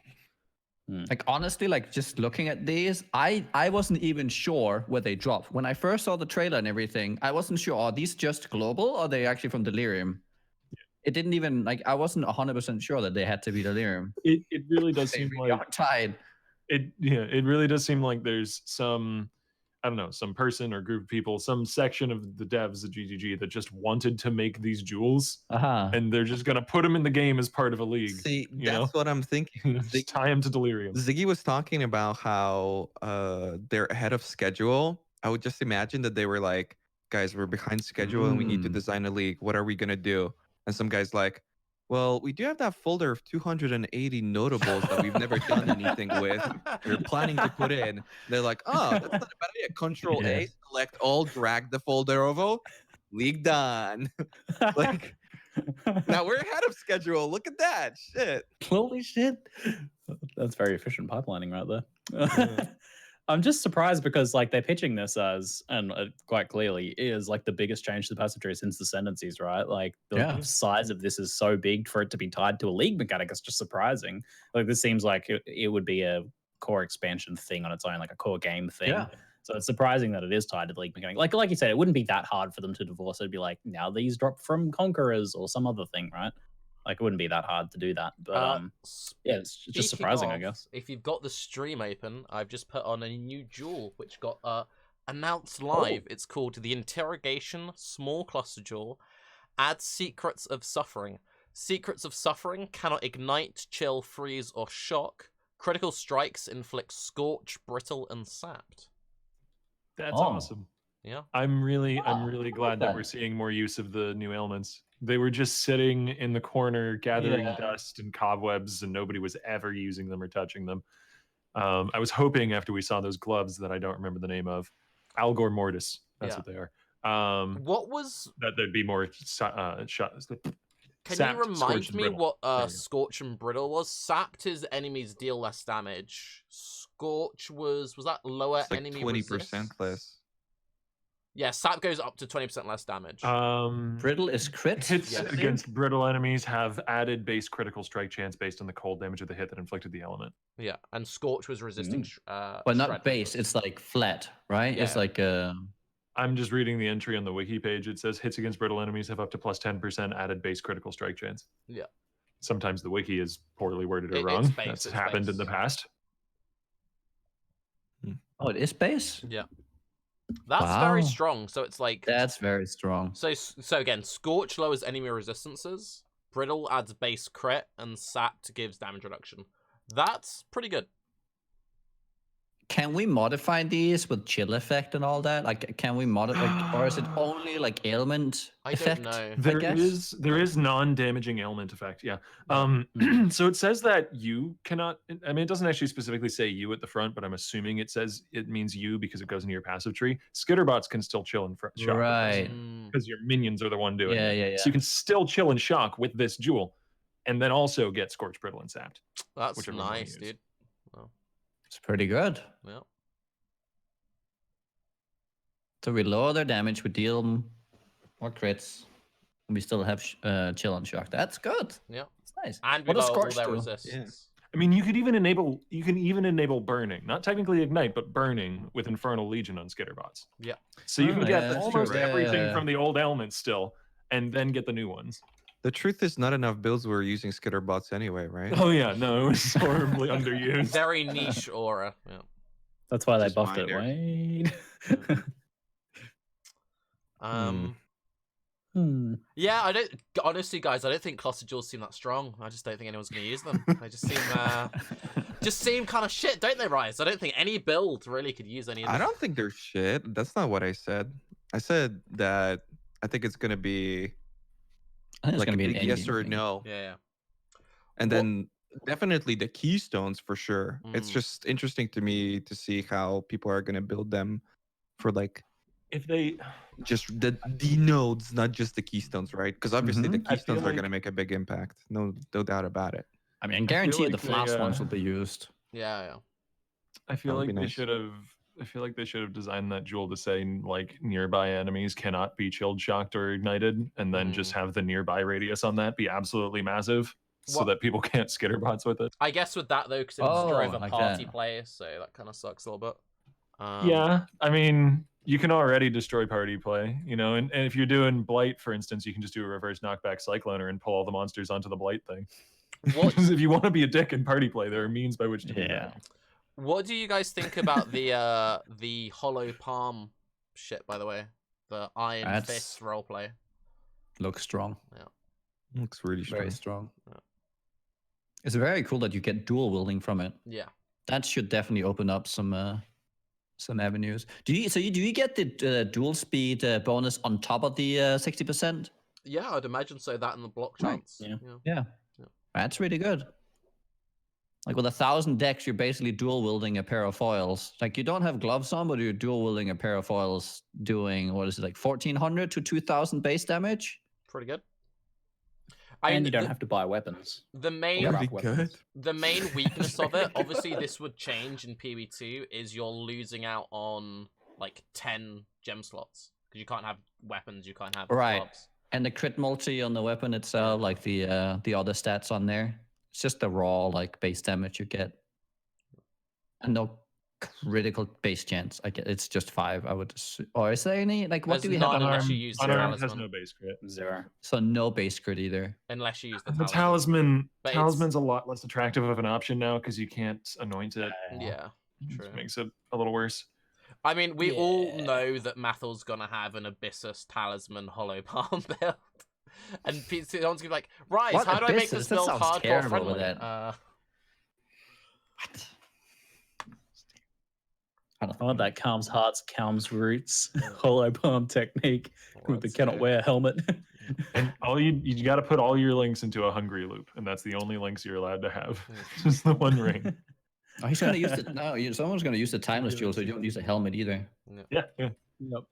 I'm thinking because they That's dope. changed a lot about this, like which skills you can actually use as unarmed. It's not that many remaining. Cyclone, Elemental Hit, Frenzy, Riposte, Vol Cyclone, Ancestral, Protector, Consecrated Path. Oh, you can have Smite. Ice Crash with unarmed? What Yeah. the fuck? Ice Crash. Inferno Smite, Blow, right? Yeah. Smite, Tectonic Slam. That's it. Anything that Not works many with skills. dual wield? Like anything dual wield specific in there? Oh yeah, there might be Oh, no. some weird dual wield only abilities. I don't You're still unarmed though. I don't know how the Yeah. tags would Yeah. like you. Most of You them aren't require holding a weapons. weapon, and so therefore you are unarmed. And so if the attack requires a weapon, I don't think it matters if you're dual wielding or not. I think the unarmed takes precedence. I would imagine so. But also, Well, do like we if you have any swing dual with wield? both, I don't know. Dual strike Like, could does- be cool if that works. Does dual strike work? That could I be. really doubt dual strike's gonna work. I really do. I mean, it's simultaneous attacks, but it's not dual wield required. Like there's Yeah. cleave, dual strike, viper strike, Like- riposte, but that's it.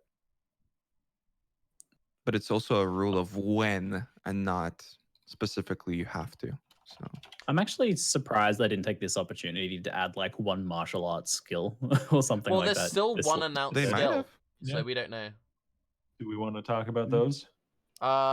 Is there anything else you want to talk Oh. about Cluster Jewels before we talk about the new skills? Or have we kind of exhausted that? 280 is too much.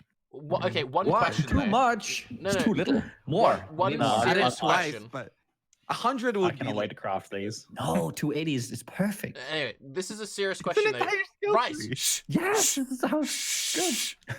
This is a serious question though Kathy has because something this else to will say. determine like how viable they are. What do you think is a like appropriate amount of defense that you could get on one set? So for example, like how much percent life do you think would be like balanced to have on there? Because if you can get like 30% life, then people might take these and not go San life. Oh, But- these will count as regular nodes for sure. Yeah. I mean, 30. I mean, for a full cluster, like up to 50 would be fine. Oh, it would be. Maybe Wouldn't it even more. be If it's full, six- like if you get 3 16 times. times 3? Do you think we'll see No, like is it? 3% life nodes as the travel nodes? I hope it's more. It's Mm. going to be more 3% for is sure. really I think they're bad. going to be 5 or 6. No way. No. Like I I would think like these could that, be but I like think that'd be underpinned a Yeah. little bit I because you can think- add like flight life and stuff to them, as well as the fact that Yeah. like okay, Right. these like So you get if the you look at like a smaller- 12 statter, right, that's a lot of passives. But the Yeah, fact that yeah. you can cluster all this together rather than having to Yes. travel across the tree to get to the silent life wheel, they can be much less efficient per point because overall your efficiency goes up a lot more than going and traveling to get the silent life wheel. They could be 3-4%, and that would be good. 3 would be. That would be 3 underwhelming. is. I think you underestimate Dude, the with fact that you life on top okay, of them too. Right. So they would have to be equally powerful to a 5% life node, I would say. Like fully statted together. Because people forget that to enable this thing in the first place, you're spending 3 points, right? You need to get to in a lot of cases, into an awkward place in the tree. Like you had to get 3 bad nodes first before you even enter the whole thing. And if you didn't have to go through understated nodes to get to the first notable, that seems like a really bad trade-off. I actually don't think that these will be very popular like on the first build unless you have a very specific notable node that is build enabling. You probably won't take it until like end game and you get like rare ones. Maybe if you get a very strong early rare, you would use it, but you wouldn't just they don't seem as powerful just blue and then having to go out of your way to go through all the whole But jewel wheel. are we talking about the enchantment or are we talking about the explicit? Wait, okay, The- I mean, I'm You gotta talking like consider the both. total, Like the whole the thing. total. The So the total far, thing of the jewel. the most we've seen is one of the jewels had, I believe, 8% life and life recovery from flask. That was a notable. So a notable only had 8% life on it. Now there might be one which is 10%, but I'm not expecting we're gonna have more than I'm with Ziggy. I think we'll maybe get like 3-4% for the minor nodes. I don't You Right, can also yeah. roll. So the you can also enchantment. roll. I asked the question. There's explicits too. Just Go ahead. Yeah, but you can add the explicits, but then you give up potential notables / more jewels / keystones. I asked the question, Raiz. Out of the 20 total nodes that we can get from a full set, how much like defense do you think you can realistically get from that? Like, what are we expecting? I mean, I would hope that it becomes with a really well set up, 20 point should be more powerful than what you can get on the tree for the same amount of points. Mm. That's what I'm Right? And I thinking think with too. the notables, it would be. It would be silly if it wasn't better, because why would you go out of your way to put all this currency into it if you could Yeah. just click the note on the tree? You're investing into crafting it. Yes. Unless they intend for it to be like, well, if you get these small nodes, then it's kind of a bonus. Like, yeah, It's 4% a chaos. mixture. But then the notable is like the big boy. You kind of have But to you- shift how you're looking at it as compared to other passive points, though, because like Nugi sort of alluded at earlier, it's a mixture of gear and passive points. Like Yeah. you aren't just spending passives on this and getting the free reward for leveling up. You are investing currency into making a really good one, buying the right base, alt spamming it, slamming it potentially. And so it's therefore okay if these nodes are at 1.2, 1.3, 1.5, twice as powerful as other nodes in the passive tree, maybe capping out at the really, really well-built jewels, because you spent 15x on that. You still invested somewhere, and you're sort of hybridizing the kind of investments that a player will make in their character. Like, there wouldn't be any of these concerns if there was a really powerful, unique item coming out that was going to be really rare and that people would want to use. Like, you wouldn't have this same kind of concern. You have to look at it sort of like it's partially that. Like, it's partially new, but that's what I'm crazy stuff to craft. That's why I think they're going to be way stronger than what you guys Yeah. are saying. And I think that's fine. 8% increased. Like this one is 8%. The one that Tarke's showing is 8% increased attack damage, and that's potentially not that good. But that's like comparable to a normal node, and you exclude the actual travel. There's the cost of the actual jewel node itself, Right. and then on top of it, you've got like 2 notables, and obviously the continuation, because you have to include that. Even if you can get like 19 nodes, then you still have to spend 3 jewel points. I'm just saying that because there's that secondary layer of external investment of having to craft the thing or buy it, it isn't completely fair to directly compare the nodes in the cluster jewels to ones in the passive tree, because there's more that goes into them, and they should be more powerful individually. It is a trade-off, though, right? You have to we're going for jewels, or we're going for passive nodes. So I mean, that it should, to an extent, be somewhat comparable. Like, I mean, maybe you only go for 1 cluster, 2 clusters too far away to make it worth it, compared to just taking nodes on the tree or some keystones or something like that. I mean, which is a good thing, because we get to, really, get into the nitty-gritty theory craft around what's the most optimal setup, and it's going to be a lot of fun.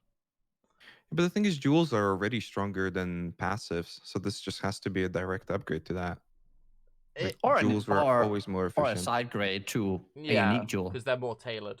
But it also depends a lot on how many points that is GG expecting every build or most builds to use these, and if so, how many points are they expecting you to travel? Because if they're expecting most builds to only have to spend 3 points, then they're started very differently to if they think most builds have to spend 6 points. Oh, I think in their mentality, they're going to assume the travel is essentially free, and they're going to justify it through the strength of the jewel. Okay. Because, again, not every build's going to pick this up. Jewels? No, I think you're right. Yeah. So that has to be justified for it to even work. That not everybody's going to want to put in that much effort. But it's the same thing with timeless jewels, right? Not everyone has to use a timeless jewel. It's probably worth it, but sometimes it's hard to get the right one. Maybe you only get 1 or 2 stats that really you buff up. It's not. I didn't, especially in the SSF, right? Not every time you find that perfect time. I mean, end game, sure, you really try and want to get that. The same thing with the Awakener jewel. I mean, once you get to the real end game of crafting your character, you want end game, whatever. But you know what I mean, when I get what you're saying. It's just funny to me because I would literally kill a person for a timeless jewel in SSF at this point. That's how hard I've been trying to get them, and I just can't drop any. It should be a lot more accessible to get some amount. Yeah. It has been in my private league. I've run, and since the last reset, I did 5 stones and got nothing. I was like, Yeah, this league was an interesting one for me. I've been trying the whole league was to get a timeless jewel. I didn't get one. And then the other thing was trying to 6-link something. I ended up 8.7k, 9k fusings, and I still didn't get one. There's one cursed chest in my private league. Shout out to Nolan if you're watching this. He rage quit the league because he couldn't link his chest ultimately 5k fusings in. he was then trading it to people, and we were throwing our fusings in to try and stop him from leaving. Still didn't happen. He came back after like a 2-week break, and he still hasn't linked it. It's great. It's the It's worst. a lovely system. Cursed chest. I mean, unfortunately, the system I'm will so be sad that will that's be gonna gone in disappear. PvT. So yeah. No, it's gonna be Well, sad. potentially. I mean, they might just change the jeweler weighting to get a 6-socket Make it even gem, worse. and Yeah. then you're spamming a different orb. I mean, Yeah. it's 2 items in one essentially, so it could potentially be worse. Mm. I'm not, I'm not convinced that might not happen. I It's don't think it's they the want gem and it. the link. Actually, I it's think 3. It's the gem, the link, and the jewel. So I would imagine the weighting's going to be pretty similar to what it is now in terms But of like you actual need to keep cost. in mind, we're getting distracted, but like in PvE2, we're also gonna have to vol these, and that's gonna make it so obnoxious because you don't want your level Getting 21 distracted? 6-link cyclone and shit like that. It's gonna be like, ugh. I think they'll learn their lesson. I think PoE is a lot about them learning their lesson from like how they created the game, like PoE 1, right?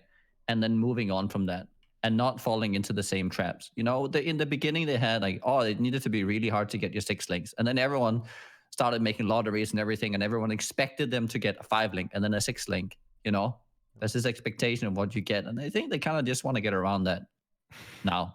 I like how you're talking about how they learned their lesson, and then I mean, they did over time. They did though. No, I agree, but then I'm watching the footage of like the mist and everything. Like, Oh no! wait a minute. No! Hey, maybe the next league after this will be the Sunlight League, and the way it will interact with Delirium is you can actually see the fucking floor. Ah, Oh, Have see, you ever that's the seen the thing. true sun, Exile? You guys saw because I was thinking like, what would be the opposite, like a clearness league? No. Have you guys watched the? I don't even know if I should switch to this topic. I guess we won't. But the Minecraft dungeons, that thing actually looks pretty cool. I was not excited. no, is about that it. the It looks AFG? I'm hyped. Yeah, it's an ARPG Minecraft thing, and I never played Oh. Minecraft, but that actually looks nice. And the main point why I thought it looked nice, and same for like Torchlight, Frontiers when they were talking about reworking a lot of the systems. It's like, wow, this is red and this is green and this is blue, and it doesn't like overlap, and I can see things. And then I look Basically at Diablo. PoE, it's just like I'm actually. Go ahead. Diablo doesn't look that. They great do. either, They I have think. they are very conscious about making things stand out and being visible, and then identifying what you're doing and Are we clarity. talking Diablo 3 or? Yeah. Okay, because that This is a big thing in Diablo 3 that they really tried to nail. I think they did a really good job on it. It's one of I the feel like- things they do really well. I feel like from the footage that we've seen, even though it's really early on, that's something that they're kind of fucking up on in Diablo 4, because it seems like all just Oh, right. like a blob of Well, gray and red. that's the thing that just I guess it's still related to PvE2 because a big part of PvE2 is like we're going dark and gritty, but it's like when you go dark and gritty, you lose a lot of visual clarity. Like that's one of the things which I tend to like very stylized games, because when you have a super stylized game, you can make everything stand out very clearly.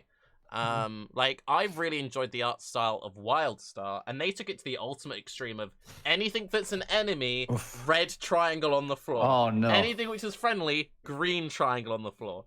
Yeah. But in PoE, the difficulty is that the content that you do, right? In that game, you're doing specific scenarios and you're in a specific zone. In PoE, you might be running through a desert now, and then you're at a mountain peak where there's snow, but then you go into a map and those two worlds collide, and you end up with a fucking rainbow if you don't kind of go with like a certain color scheme, right? Imagine sure that you're like inside of a delve doing breach mobs and all this Yeah, sort of yeah. stuff. Like it just ends up being a rainbow. That's not very appealing. I'm sure there will definitely be some particular tile sets that with the fog on top will just be like maybe like Glacier, just like white on white on white and stuff. You're like, you know. This shit is pretty bright. But anyway, getting into the new Might be skills, is there anything else you want to add on the cluster jewel stuff? I thought we were talking about No. Minecraft dungeons. What the fuck? I am hyped to sell. Minecraft is like the only other game I've put any huge amount of time into, more than Path of Exile. So when that shit Oh, comes yeah, out, you I played that a am lot, yeah. I did. When that shit comes out, I am talking about Minecraft Dungeons on this podcast because I've sat through enough World of Warcraft talk sitting here. He's actually like, he takes the stopwatch out. All right, I've listened to 389 minutes, so I'm just gonna go now, and you're gonna listen. I When's it I coming played out? Minecraft Dungeons at PAX. Oh, you played it? Coming out. Yeah, I played it. It's actually pretty good. What I played, I was like, damn, it's actually pretty good. Way better than I was expecting. Actually How kinda do you fun. compare it to like actual know when Minecraft to in terms of like, is it more like an ARPG or does it like It is does it essentially feel like a an Minecraft game? Yeah, It's no, nothing like it. I No? don't think. Okay. it's more just like it's like a branded product, branded Right, Minecraft okay. action RPG, right? Like Okay. like thematically. I think they might do some cutesy sort of stuff where they kind of like you do like build a little bit of things, like I don't know, maybe you build a house or something like that. But for the most part, yeah, Okay. it's an action RPG. Wait, Yeah. this shit's coming out in April of 2020. Wait, is it April? Oh, April's that's a Fool's? good timing. Can Yeah, I, I think that's hang April. on? Can I just say that briefly? We established earlier that Ziggy liked what he played of Fallout 76, and he liked what he played of Wilson. So if he likes what he played of this before it launches, I think that means Hey, I like playing Vol. I had a good I've time been- playing Volson. There is a problem though. Minecraft Dungeons is upcoming dungeon crawler game developed by Mojang and published by Xbox Game Studios. The game will be released for Xbox. Oh no, there is Windows. I'm like, wait, there's no Windows. I'm like, Xbox, PlayStation, Nintendo Switch in 2020. Okay, whew. Totally thought that it's not PC, but it is. Okay, false alarm. But April, that's good. That is Yeah. good timing. Yeah. Right, so new skills and supports. So far we've seen 3 new skills, and then we've got 1 skill we haven't seen yet, and we've seen maybe one of the supports, Spell Slinger, but Oh, we we don't have? know exactly what it does. And there's 3 supports we Oh. haven't seen yet. Right. If we start off with the zigzag ability, because that's the one that most people are into, what do we think What? of the zigzag ones? That's the one that everyone's Oh, like, the- oh, have you seen the wand ability? Oh, Tarke? the Zigzag. blade Zigzag. burst. The blades, dude. Blade burst. Fine, blades, bitch. Talk blades. It's like, Oh, we can go zigzag first. Yeah, but then you're talking about You're the blades, but moderator. You get to decide. you haven't seen the blade aura, Noogie?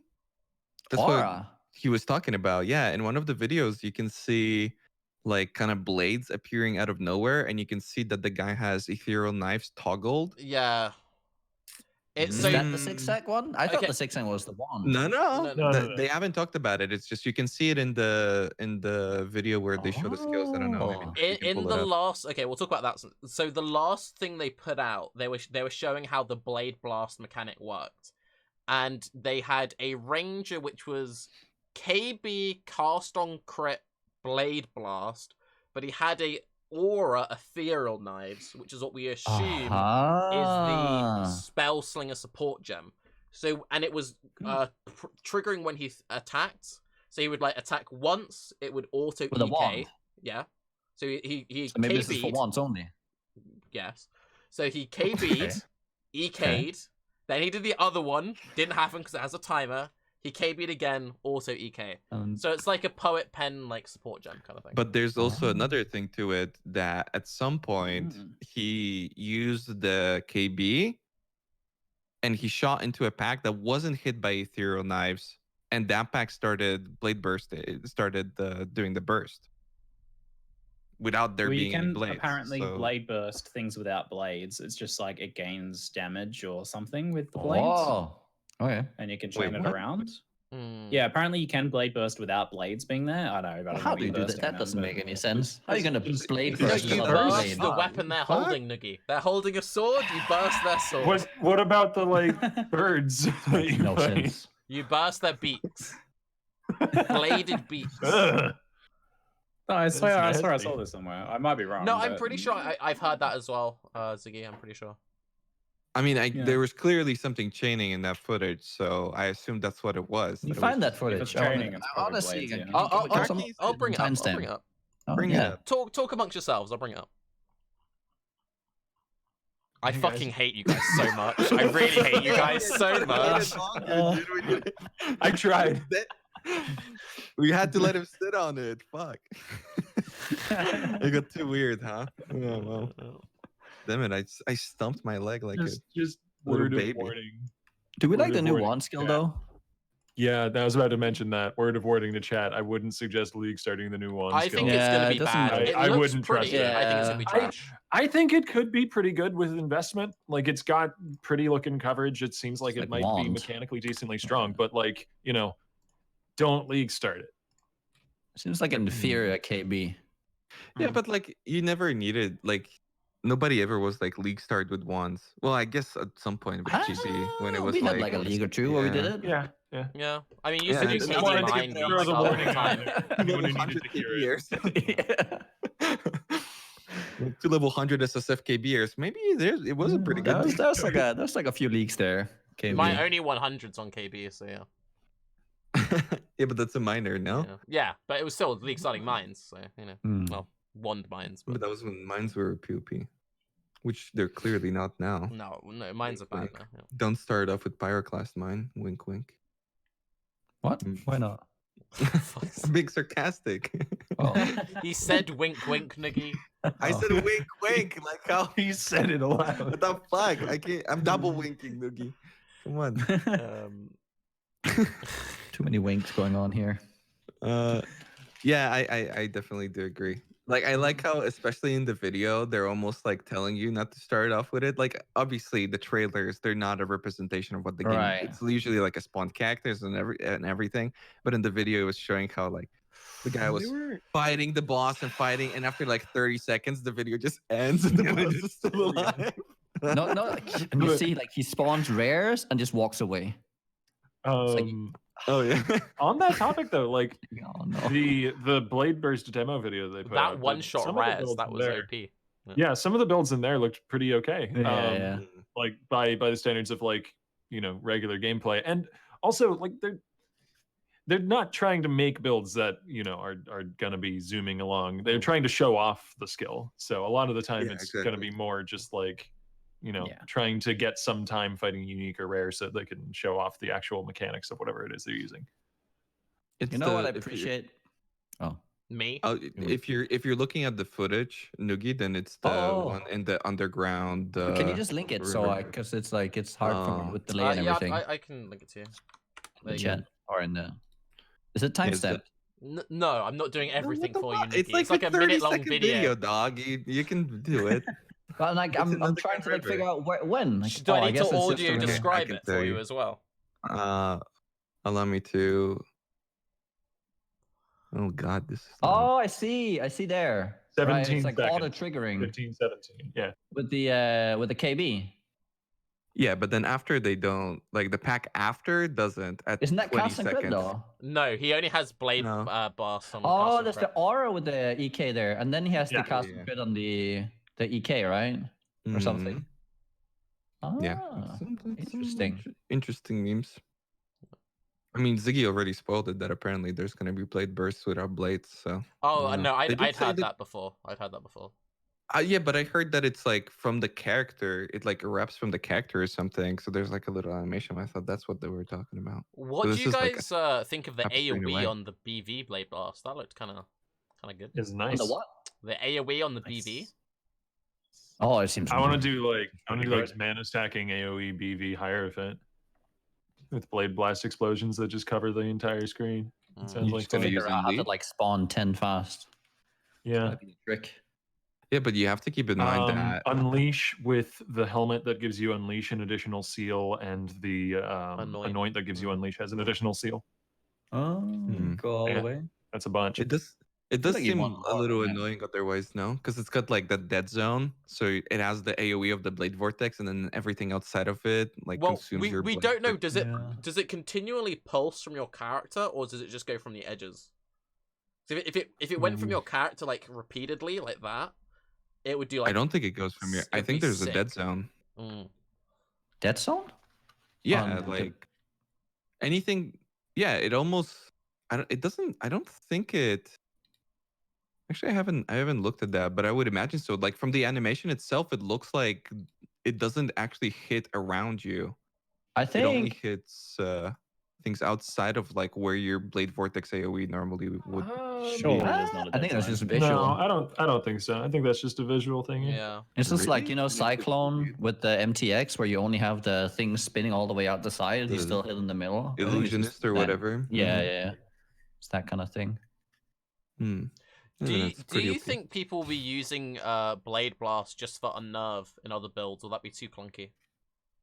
For Unnerve? Yeah, Oh, Unnerve is like yeah, it Intimidate. unnerves It's just them. 10% more The spell, spell damage. damage? Yeah. So how did you do that in terms of blade blasting? Why would that be? Why not just do something? Or I mean, Well, sure, it's you just could it's use just that, like but- if you had like a trigger weapon or something, it could be like another source of 10% more damage if you happen to have that open to you or something. Sure. Or cast and damage taken mean- or something. Can you just do that with like Yeah. anything? Yeah. Well, I, just, one of the I don't only know why ways of getting blade blast comes in here, being like, it's you need to have blades out anyways, right? For it to have any kind of decent AOE. You're just blade blasting on nothing, it'll have like no AOE anyways. Yeah, but you only need it for the boss to get I just guess. 10% more damage. I You mean, said the sure. limit of the blades is 50? Of how many you can have placed? Oh, Yes, does a it limit apply? of- Oh, so the there skill is a limit. itself apply on nerve? Yeah, Blade Blast applies on Nerve, which is why I Oh. asked the question, do you think Yeah. people will use it Oh, sure. in non-blade builds for 10% more damage? Oh, sure. Can I just say, Nick, you're doing a great job role-playing Raiz this episode. You're on point today. Hey. Did you enjoy that one, Insult Raiz? half Did you your like that one? cast at once.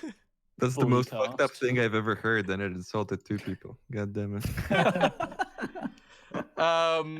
Okay, so we're not too keen on zigzaggy wands because I think the biggest issue we might have with zigzag wands, I think it's very cool that it scales with spell damage, but I'm worried how good the single target will be, because if we still need to use something like Power Siphon for single target, then why not just use Power Siphon for everything?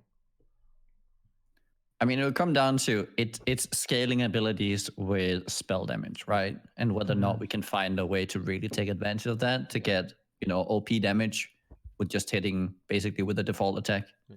That's fair. Okay, I here's seem to the, recall the fact that Crown of Eyes is still a thing, and Yeah. no one I uses mean, it. it could so- be a resurgence of Crown of Ice. What? Oh, I But do like does the it do the wording. same thing as Crown of They Eyes? do the same called, thing, Nikki. Indigon. What? Why would you use Crown of Eyes when the wand gives you the Crown of Eyes effects? Well, For not the attack. necessarily. It gives you better, honestly. I mean, we don't know. We haven't seen the gem details, but it just said in the video that spell damage affects it. It doesn't specifically say increases and reductions, so it may actually scale off something like low life. It's True. even worse. Paying attention. Because, actually, what have they said in the... Indigon then. Because they It haven't talked didn't- about it in the video, right? They just said it on the actual page Yeah. for Believe so, yeah. Delirium. And it And it was- wasn't specific. Yeah, it wasn't specific. Is like undershooting it. Wait, I want to find it because it was actually pretty funny in like the whole PoE wording. Spell damage further empowers the wand attack. Yeah, that's So that's a- very vague. That's a might modifier. mean we paying have human for works. the It might PoE. not. So empower works for it. I understand now. Yes. And then we haven't seen in action. I don't know, maybe Ziggy, if you have some spoilers, the Baron rune thing. What do we think? I have not seen it. I What is didn't that? even know anything about it until the actual release Oh. page came up. That was the first Storm place I saw it. Square. What's Way it called? back. Oh, Baron? the What is it actually skill. called? Stormbind. Stormbind, yeah. Yeah, I'm looking at it. Oh, the mana skill. Yeah, you place the Mhm. squares. The thing which confused me a little bit is it says like you channel it, and then you have the option to put your mana in. I don't know how the second part works. Is it I'm going to be guessing something? just channeling it empowers them Yeah. over time Yeah, and okay. adds new squares. At the It- cost of mana. It might be a Yeah. thing where like maybe use it as a like an additional single target on like Stormbrand, because all you do is run around on bosses once you've already put your brands out, which is kind of the reason why you play Stormbrand. But I don't know. It would be cool for it to be a new type of, well, a new archetype entirely. If they would give you like another, I don't know, mana bind, and these would be Yeah. bind skills, and you could like channel your mana. Because mana and channeling skills have always been very weird. I feel Mm. like first we had like the Elrond thing, then it got nerfed, but then there's nodes on the tree, and there's quite a bit of them too. and they reworked the channeling skills on top of that. I feel like they could do a lot more with it. So if this is like the start of some sort of theme, I wouldn't mind it. So although we know very little if they about made it, like a so. bind keynode, added like 5 bind things, just had 2 bind abilities, then moved on to a new archetype. Can I then bind the bind key to a new binding? Yeah. I'm still I think there's salty gotta that be they another made brand. brands and they still haven't made a third one. It's so weird. I think more people are salty about the golems, right? We were supposed to get like 2 Yeah. golems that we never got or something. All right. Yeah. We got carrying eventually. Yeah, only took what, like 3 years or Yeah. something? What was it? I can't remember. There was one was which like- was went through like a degen, and I think there was went through like a mana golem or something. Hmm. It is weird that isn't a mana Oh, golem. maybe we'll. Oh, could you imagine next league? Mana League? Mana Golem, mana abilities. That the mana golem could be. There's still one skill. Okay, just question. If you had to guess, what do you Oh. think the last skill is? And there's still 3 supports that we don't know what they do either. If you want to guess about those. Mana Golem. Okay, fine. Yes. I don't think I used the Probably golem. not that. I played a golem master 3 years ago. It's or something. totally that. I'm calling it. Go on, Ziggy. What do you say? It's a. Hold on.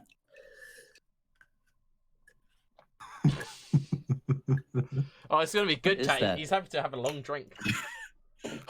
Oh, sorry, I was just really thirsty. I think it's gonna be a martial arts skill. Yeah. Yeah. I think it'll be a martial arts skill.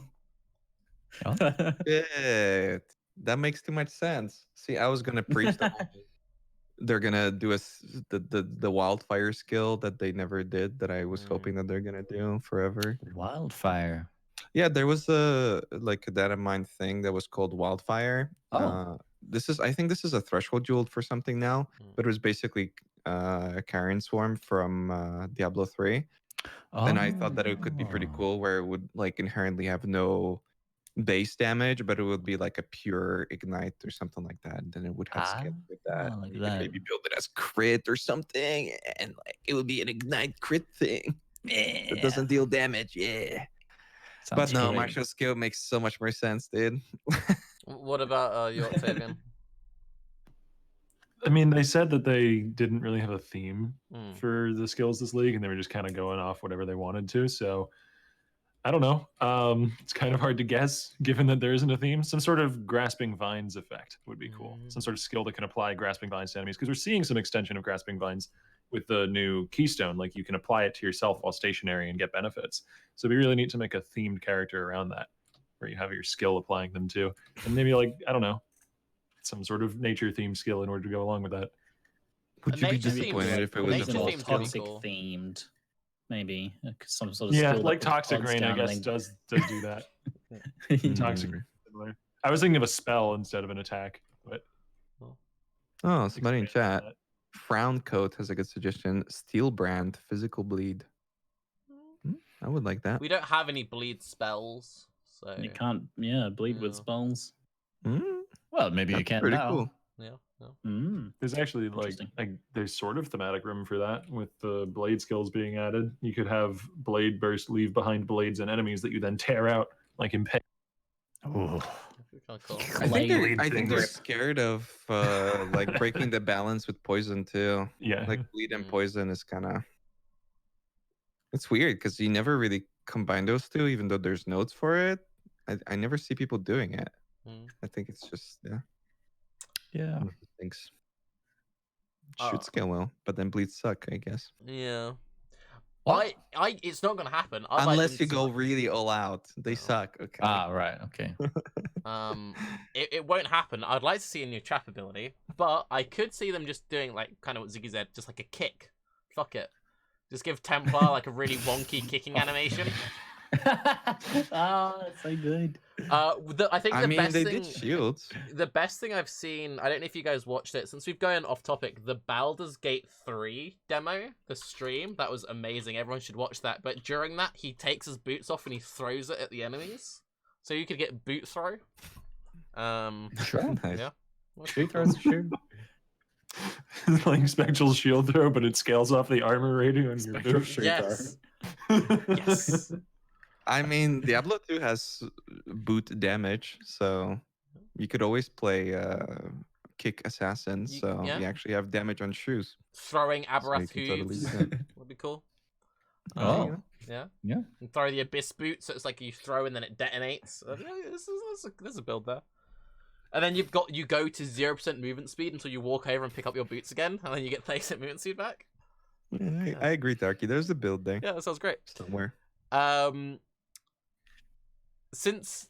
you guys want to try and speculate on support gems? I have no idea what we're gonna get there though. Well, definitely one of them is the toggle for the Yeah, ethereal. we've Yeah. seen one. We've seen Spellslinger. That's one. Some Wait, sort that's of called auto Spellslinger? casting or something. Yeah, they said at the Might bottom of the be. blade thing. They said Spellslinger will be announced Oh. tomorrow or something. Oh, And it would make sense because you Sick. sling your spells when you attack with a wand. So Yeah. So it's like a pseudo wand league. We might see. That might be we might see some more Warcry stuff. Yeah. Because we saw the Oh, for spells maybe. was it a keystone or a notable? notable. I think it was a keystone. No, it's notable.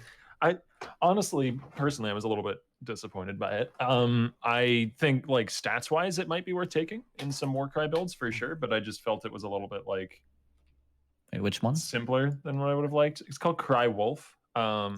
Warcries are always something like Warcries are always treated like they have 10 nearby enemies, right? Yeah. Minimum.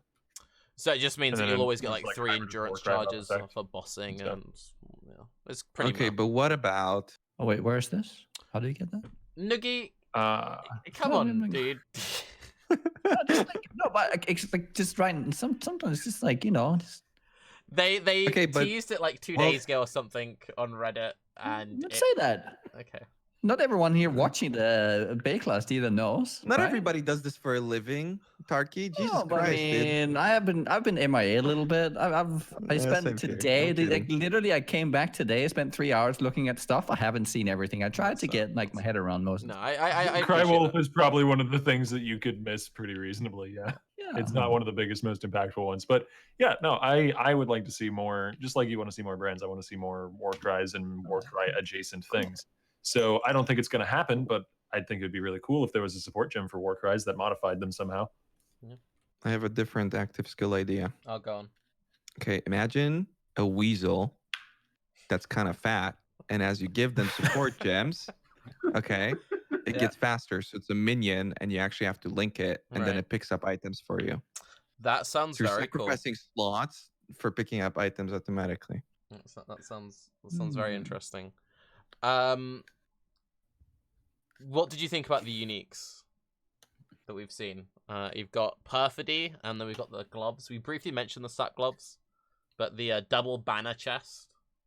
Well, banner chest seems real Yeah. powerful. Yeah, I want to make a Real. build with that for sure. That could be very powerful. Mm-hmm. Have you like looked into whether or They're not really you can have pretty, too. perma stacks with enough duration and just putting them down? I haven't looked into it myself. People in my chat were telling me that like Yeah, it you should be could. possible, but I haven't Yeah. double checked the numbers. So if you can have perma like uptime on banners on bosses, that's powerful. Pretty ridiculous, yes. Yeah. 100% adrenaline and 100% fortify with effect. That's crazy. Oh, one thing we completely glossed over that you were very excited about, Noogie, animate weapon. Oh, yeah. I'm surprised that it's like with the whole like people like talking about this thing and that thing and ED and like, wait, did we completely forget about animate weapon here, which was already insane? Mm. Like even so, they said that they're gonna take the power into consideration and nerfing it. So what they're doing is they're limiting the amount of stacks, but they're buffing this. So they're limiting the amount of animate weapons you can have out, but they're buffing the stats of them. And I mean, even if you had like 10, that would still like demolish a map I think already. it is 10 because the footage they showed. No, well, there's it like went 1 to exactly up 13. to 10. 50 Oh, really? was the max. I Oh believe no, they no, said I'm it. talking about the changes. If you look in the, I saw there was like a. You'll talk about different things. Octavian, 50 is the max amount of blades that can be out. Hmm. We're talking Okay, about animate you can't have weapon, them all. which had a cap. You can't Yeah. have them all animated. No, they said It's like a. Damn you, content creators who don't read everything perfectly. How dare you be human? How dare you have flaws? Okay, so there's a cap of 50 blades out at once in the ground. Animate weapon will cap, but as it levels, the cap will increase. So if you were to like scale like Necro bunch of plus levels, I'm sure it'll probably go up to like 15 or 20 or something. Yeah. Why not 10 like I said, Tarke? What's your problem? Maybe it starts. Maybe at 20 Maybe it's 10, it is dude. 10. No, but it increases like that. That would be too low because that means you'd be leveling with like 2. What if you level with 5? And you get what? 5 is fine. One then you get extra 10 at the every end. 2 levels. I've noticed a pattern where you can't agree with me, Tarke. I dislike it. I'm pretty sure the video shows like at 12 though. That's one point. No, I think I only saw 10. No, there's sure there was a 100% a point where there's 13. Right. Well, I remember that. 100%? the chat's saying the Do I see 14? 14, anyone? chat is saying the video shows 20. I saw it has more than 10. One guy. I only remember it 13. That's what I remember. I think I saw Can I that. also say numbers? Yeah, go, 17. It could go up higher. I don't know. Oh God! Imagine if they go like it's not 10 or 15 or 20. It's like 13 or 11 or like 17, like a totally fucked up number. well, no, because that would make What do you sense. have 'cause again? What? if it's 15 level That would be 20, right? fucked up. Rise. If it's like At level 28, it's 21. Okay. No. it would be something like It's that. 21 at 19. Rise. 20 makes it 22. At 17, it's 17. It's 17. At What's that level? at level 20, it will finish on an even number. So it'll be No, it won't. What if it doesn't though? What? Why? you'll- Yeah, then that would make you lose your mind. why? It's You wouldn't lose your mind over that? No. Everything's always 15s and No. 20s. What Yeah, the no, fuck? but it's the square root of the level Oh. multiplied by see. 7. Yeah. Okay. Well, fuck. You should have said that before. Then we wouldn't have this discussion shit. Confirmed by Ziggy.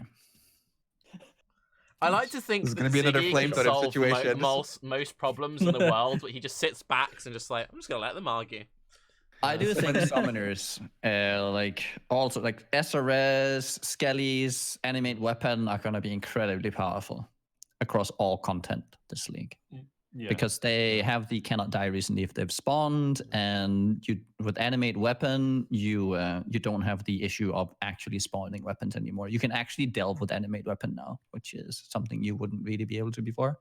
So animate weapon is going to be insanely strong. If the numbers of what they were before like hold true and they got buffed, like even if it goes up to like 15 or 20, it'll be insanely powerful.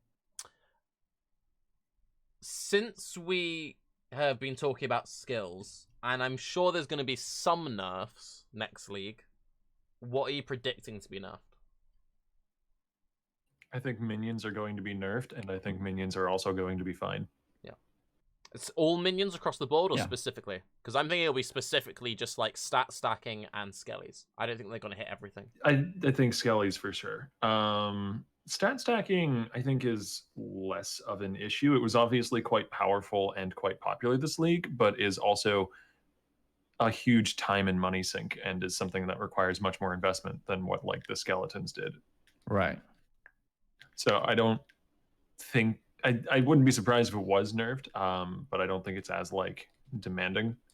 But yeah, no, I think minions are going to be like just fine. I think they're going to see nerfs. They're going to see numerical nerfs, possibly even just like almost across the board. I think a few things will probably escape. Like I don't think they'll nerf summon raging spirits, for instance. But But there's no reason to nerf SRS. like they may nerf generic minion tools. Like they might nerf feeding frenzy again. How sad would That you sort of be, thing. Raiz, if they And nerfed maybe SRS? the what's it called?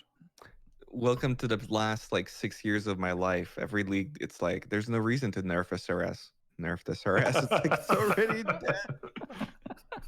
Stop. No, Just I've like- got it. Okay, so every league we've had like melee league. Next league, melee nerfed. We had summons. Next league, summons nerfed. Summons, right? Oh, Oh, So bow we had nerfs. bow league. So bows are getting nerfed. Bows are getting nerfed. oh, it's- Get a point. Please, I that would figured it be out. so good. I would love that. That would be. They're like, Oh, God. guys, Puncture's too good. We've got to kill it. That would be so funny. Oh god. I really wonder, see like, that. I want them to nerf. What's that thing called? It's called Mistress of Sacrifice. Oh, the offering. Which It one? got- Nerf? It needs to go back down to I'm 50%. horrible. That's the offering one, right? Yeah. Yeah, Okay, yeah. I think it was that's just fine. 100. It was 150, 75 not now. 75. It's only It was 50. Yeah, it was 50. the only reason it's so good at 75 is because of the timeless jewel. No. I mean, like, I don't think it's broken without the timeless jewel. Like, it's good, but I don't think it's broken Yes, it without the is. timeless jewel. It's insane. Spirit Offering is actually bonkers. Oh, you're talking about spirit offering. I was talking about the blocked one. I think that's more of a spirit offering thing though than a bone offering. They could just nerf spirit offering. Yeah. Rather than nerfing. Maybe all that's what offerings. needs to be nerfed. Yeah, but that Could be. doesn't make sense. Nerfing things that affect minions because they affect the player. Yeah. It's like, it's better to nerf the effects that affect the player. That's why they nerf. I'd it in rather the like first nerf place. that node and give mean- us more tools of increasing so we can get back to the same number. I Like, mean, so you you have could- to itemize for it instead. It's the same thing with minions. If spirit offering is specifically the problem, then it's pretty easy to change the wording to just have something Less effect on players. you know, yeah, something along those lines. Less effect on players, or have some of the effects, only be linked to minions. It would kind of feel a little bad if you're like investing into offerings and you want to go that route, but it might be a little too powerful as it currently stands. So now you would have a gem that only benefits your minions, that has a 20% less effectiveness on the player, that then the player doesn't know what it does. But if you are a necromancer and happen to pick up that one node, then it would also reduce that by 75. I don't like it either. By I 25. really sorry. don't like that Why because don't they that just, is a if recipe that's the for issue, just confusing lower the players. base numbers on spirit offering. Like what? Because Because it needs to be good for the minions themselves as well. Right? It's like you should balance around the minions, so it's useful for the minions. Yep. I mean, look at it this way. Okay. We have other gems where they've done this. What's it called? Discharge, right? When you trigger it. What? How's this just related? No, but I mean, they've done it before where it's like a skill is too powerful in a certain It's condition. conditional So under a therefore, we, nerf it when this condition is applied. Okay. I don't see why that's so bad. I miss Spirit Offering back when poison minions were a thing. People would use Spirit Offering because it gives extra chaos damage to Yeah. Fizz. That was the shit. It was good times. Killing Shaper with Chaos Golems and Stone Golems, good times. Not anymore. I do wish that would come back though. I wouldn't mind excessive nerfs to minions again, just to bring back a lot of the like Ignite minions or poison minions. Just give them ailments, because right now the only minions that have effective ailments are skitterbots, which I can't quite get behind. You can't really scale it under the new system, right? Because like minion damage wouldn't affect ailment damage created by minions, correct? No. Because they would need minion ailment damage effectively. Yeah, that's Like the fine. new system doesn't really allow for it. I'd have to add a whole new range of minion ailment no, that's- damage, or add it I to the don't minion think node or that's something. true. I think minion damage Really? still affects minions ailment damage. I'm pretty sure. Really? Yeah, it's just that they cut down the It is scaling pretty- by like 4 times. It's like 4 times weaker than what it was before. Hmm. Like poison used to be really Yeah, it fucking is like generic crazy. damage. They Yeah. nerfed like the reason why it stopped working is because they nerfed poison itself. Same for ignite, but for ignite it was also the fact of like double dipping. For poison they just nerfed it like super hard, and then they added all the nodes so that you had like a form of investment into it. That's why it worked with minions, and now it doesn't. One thing, since I think we can all agree Skellies are too good at the moment. I've had a lot of people telling me that mine should be nerfed. Last time we kind of agreed that we thought they were fine on the upper end. Do you think they should nerf mines or? I feel like mines are going to be a never-ending problem because it's always been the thing where mines are like.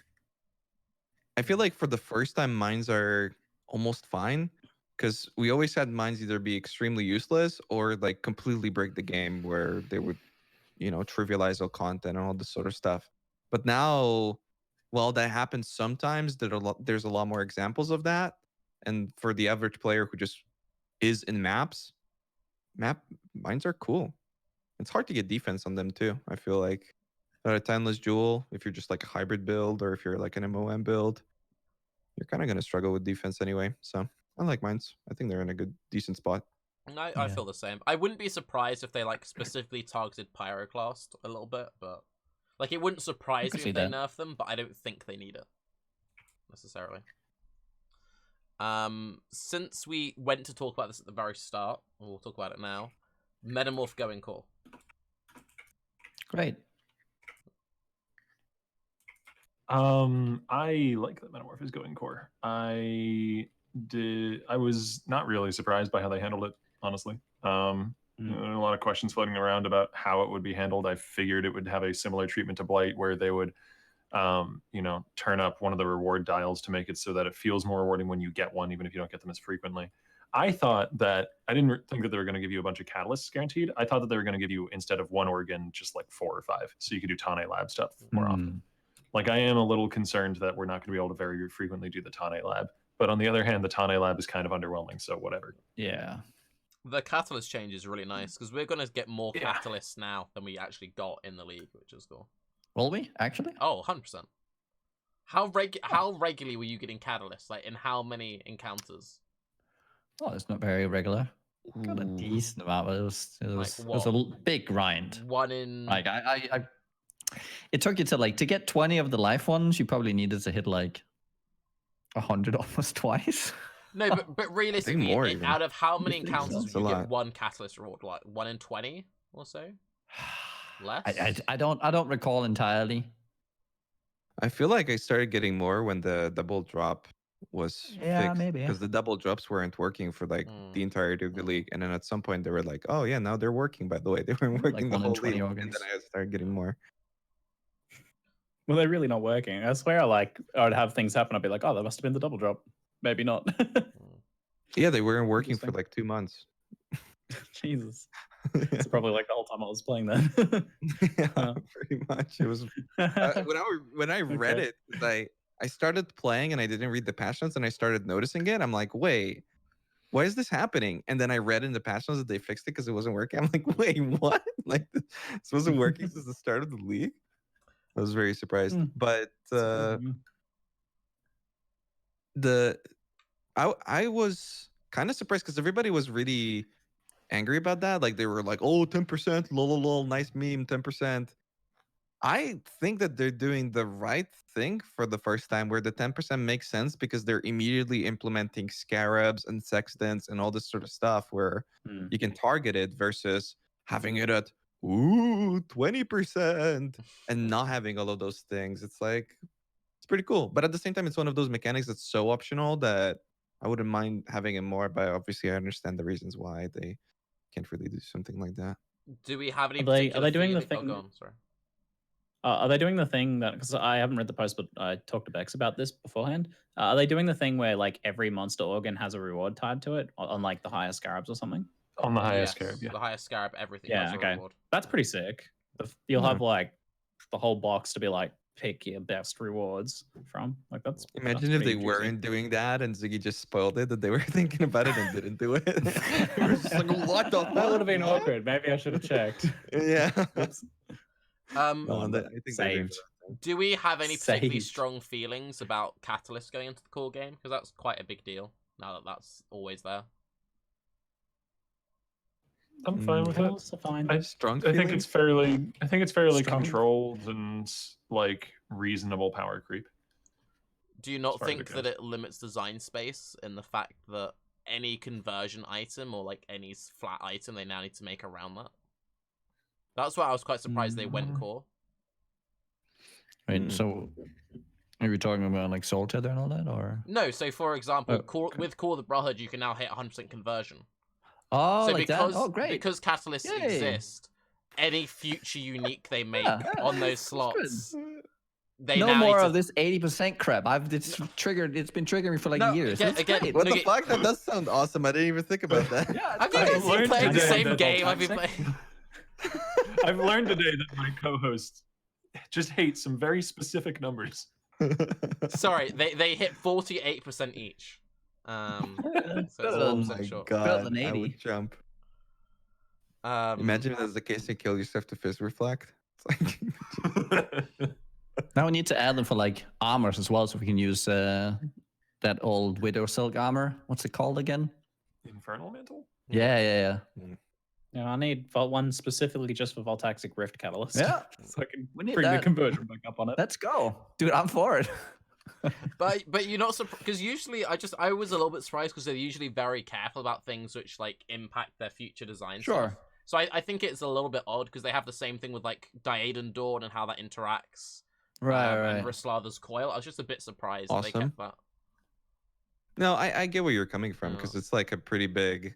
It's like suddenly you buffed all of these items that not all of them necessarily need a buff, and it does change things up Yeah, a or lot. like the Chayula Ami where you're getting more like life as ES. Like, if they make any amulet, ring, or belt which involves any stat, it now can be scaled. So when they make any unique, they need to make it around what's balanced with catalysts. I don't know. I think that's a bit weird. I think sometimes. mean, I think sometimes. That's a good point. So long as it's not something that's actually game breaking, yeah. they're okay with designing imbalanced things. I honestly I want them to allow more of this stuff. When it comes to like conversion and actually feel like going into the whole idea of, I'm going to convert, like I'm going to go from fire to lightning or cold. It feels much better, like from just the player's point of view, when you actually get it to like almost 100. But because you don't feel like you're wasting all this potential. And that's kind of like what I hated when they changed it the first time. Yes, it was very powerful. Maybe the conversion mechanics need to be looked at a little bit, or how you scale it, rather than take away the idea of like getting into the idea of, I am now fire to lightning. Now I'm doing like my fire skill does full lightning. It's much more fun doing that. And then maybe look into the mechanic itself of converting, rather than taking away the part that allows you to convert in the first place. Yeah. The catalysts are good for that because it's kind of like the hand up the vending machine thing to get like a free can of Coke. You kind of feel like you're cheating the system a bit, which is where making characters and getting items is really fun when you feel like you're like, oh, I'm kind of breaking it here, You feel a little naughty, Yeah, it's great. Before we get on to our last Naughty topic, boy. which is the Atlas changes, do you guys think there'll be further buffs to enemy defenses in 3.10, or do you think they're like happy with where it's at now? I don't think they need to don't buff think they- much with Delirium, at least this league. True. Yeah. Because They're I guess buffing everything. Delirium is the thing which is buffing it, so they Yeah. don't need to have another layer on top. Yeah, that's fair. Yeah, Delirium's going to add like a mod or several mods possibly to like every monster in the game. So Yeah. that's already a pretty sizable buff probably. That's a fair comment. All right, then. Well, then finally, so we're having these massive Atlas changes. So for anyone who missed it, in 3.10, Conquerors will now be deterministic. There's a cool little UI on the Atlas now. So good. Massive change. Timely as well, I feel like this could have Yeah. been like several leagues in the future until they did this. In the past, I feel like GGG has done that, where it's like this problem like this has dragged on for so long, but literally the next league they've fixed this, which is great. Because I was kind of like, I really loved progressing this the first time this league round, but I'm like, doing this each time without it being deterministic, I'm like, this is going to start getting painful from next league onwards. But already it did fixed. feel, because I did a SSF a private league restart halfway through. It did feel noticeably worse on the second one. Yeah. Because at the start of the league, we had those like 3 days where it was like deterministic, and it was great. Yeah. I don't know. I feel like you would feel strongly about that, Raiz. I don't know.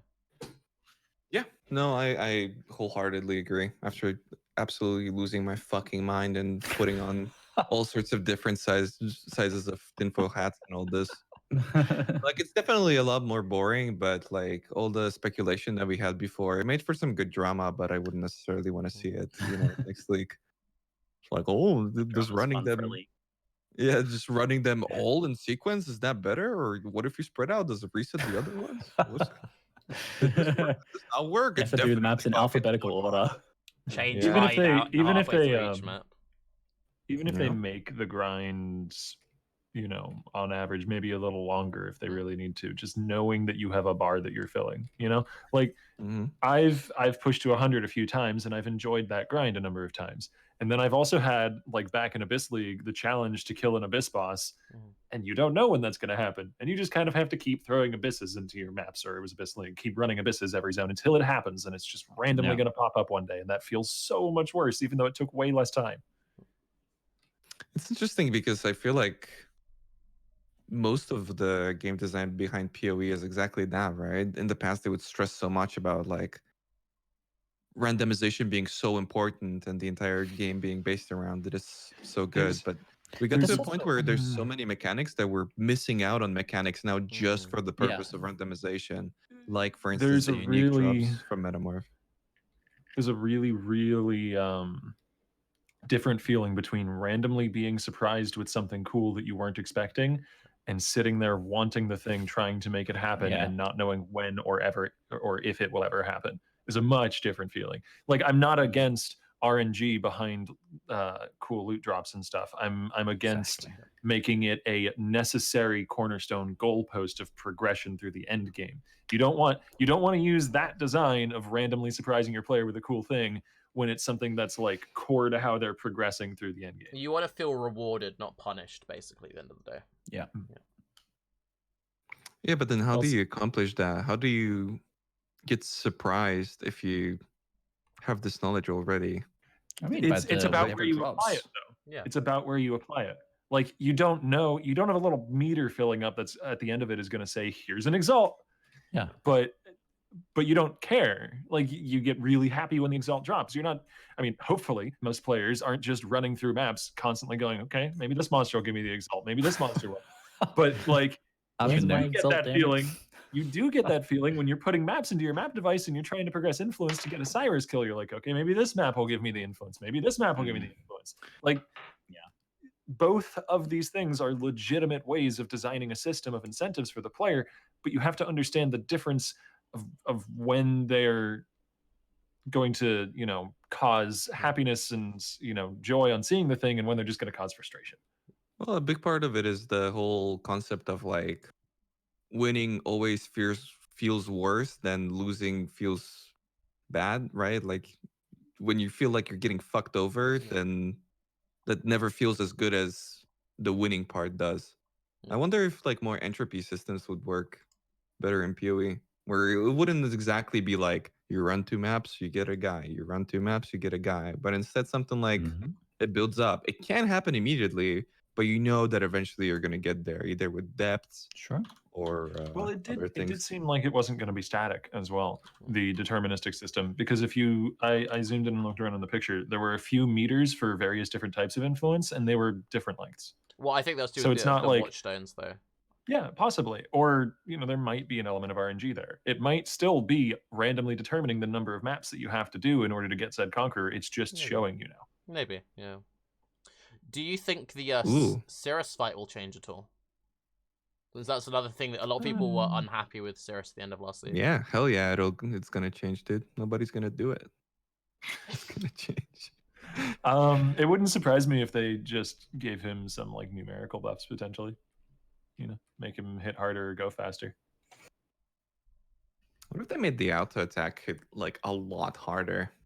That'd be I good. wonder yeah, because like it's still a very, it's interesting because it's an auto attack, but it's like super dodgeable. Like Shaper auto Yeah. attacks, you know, if you're standing on him, it's not exactly dodgeable, but it doesn't do damage. But here, they are very dodgeable, and it's the one thing with like without a sound cue.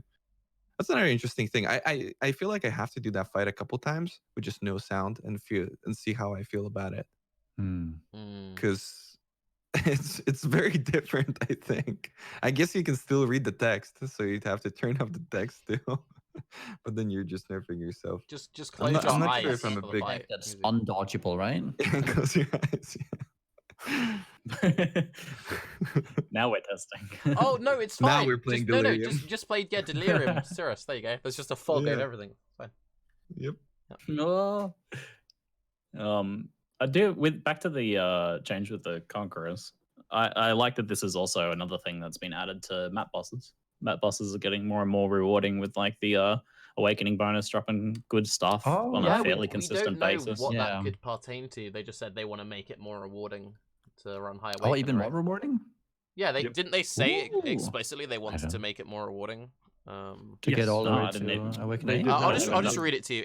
In Delirium, we have made Conqueror spawning deterministic, reintroduced sextant vendor recipes, created extra incentives to reach higher awakener levels. Aha.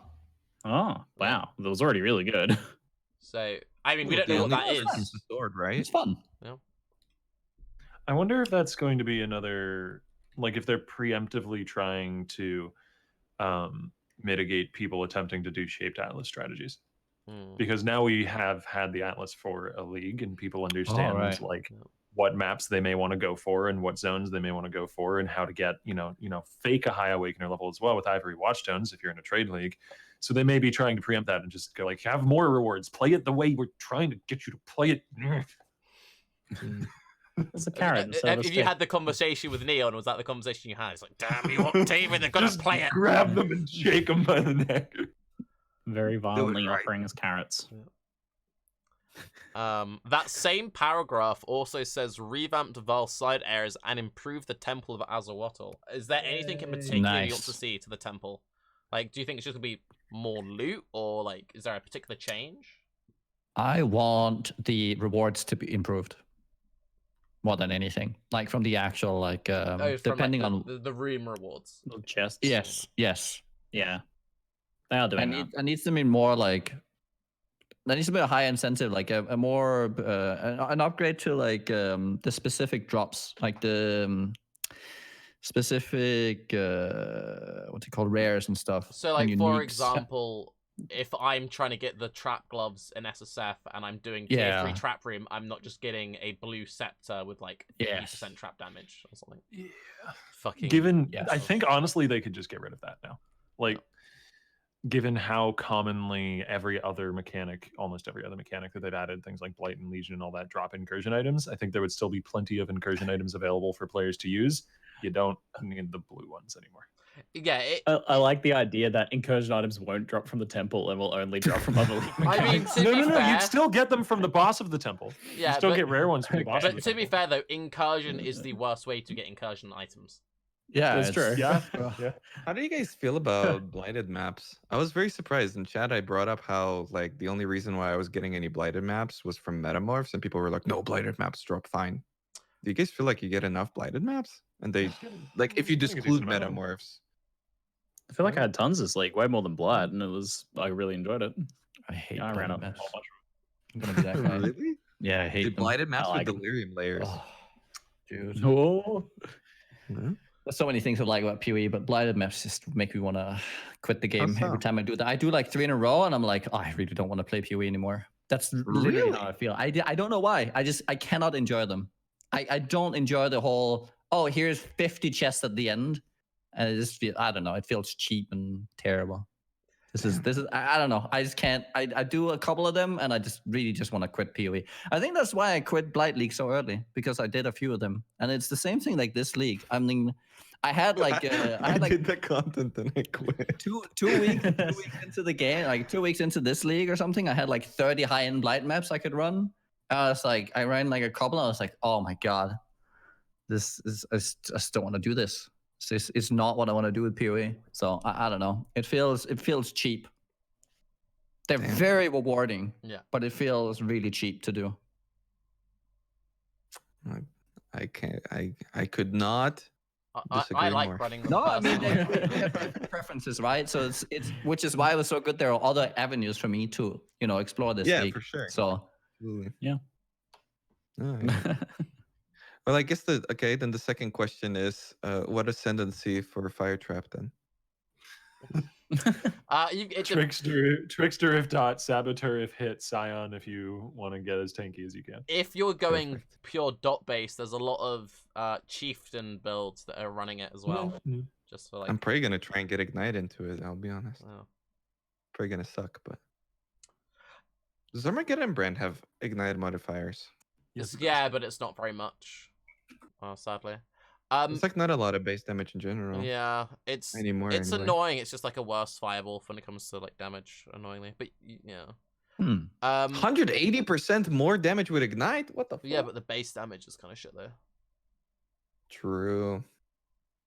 Kinda. Why did they nerf Armageddon brand? I still don't get That it. was weird. They were like, brands were too good last league. Let's nerf the worst one. I was like, oh. Worst. They nerfed a lot of the automated stuff, Blocking. just in general. Oh. Like Winter Orb, Storm brand, Armageddon brand, anything that had that, like, you just run through things and just kind of click. I know we still have that playstyle, but they were like kind of excessive in that way, in what they provided. We're very much on like the loose end. People just talk about stuff they want to talk about. Is there anything that anyone strongly is like, I wanted to talk about this all episode, and you talked over me, Tarke? Or you know. I got my There fire definitely trap out was, there. but I forgot because he talked over me, and then I forgot about Right, okay. Damn. it. Shut down. There'll be words after the podcast. There will be words. Oh. Okay. Quick question before we finish up: how do we predict Katarina's going to get worse to do next league? There'll be fog everywhere, and you can't see the green shit on the ground. There you go. Oh, They're going, no. Okay, no, they're going to remove the XP bonus on the route up to it to try and get people to not just do that and then leave. And that's going to have the side effect of people ignoring it entirely. Yeah, that's the thing. For the people who actually like juice up a Katarina but don't want to actually run it, go in there and kill the mobs. It's really good XP. And it's like 200%. Yeah, it's crazy good. Syndicate in general, there's nothing more satisfying than leveling off executing someone. That feels so great. Just like a fat it actually chunk of feels XP early on. I hit 100 on my hardcore gladiator build this league by executing a syndicate member. It That's felt cool. amazing. Nice. Cool. Which one? Guff, I think. That's the God. wrong one. That's not it. Poor Gaff. Should have got on Hillock deserve for the level 100. Yeah, what about Hillock too? Get the meme. Sorry, I didn't realize. Yeah. You know what? I'll go again. I'll start after the stream. You hit 100, it's a really exciting moment, and during it, it's like, ding! Oh, turn you into red milk! That's your ringtone, isn't it, Raiz?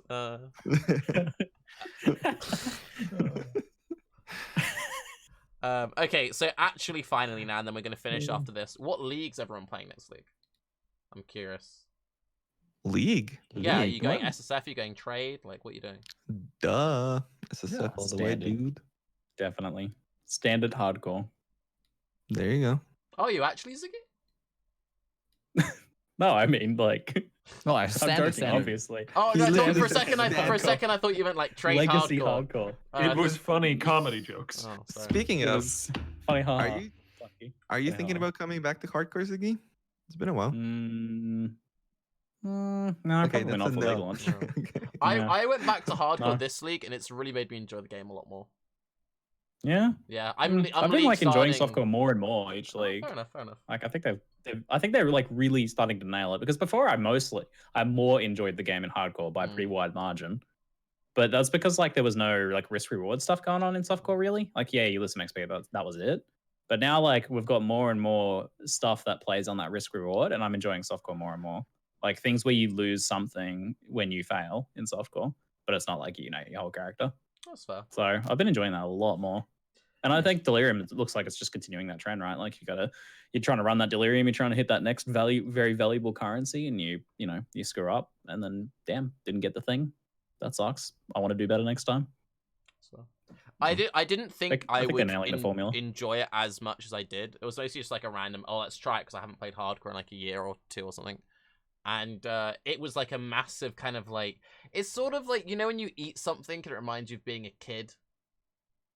Or something like, like a sweet that you haven't seen in 20 years, or like you You smell mean a something. specific thing, not I have just that with generally. smells. Yeah, I don't fine, have that but with like food, I have that but with like with a smell. smell, it was like kind of. I was like, oh, I'm playing Path of Exile again. It was like the weight has been lifted. I was like, oh, I remember this game.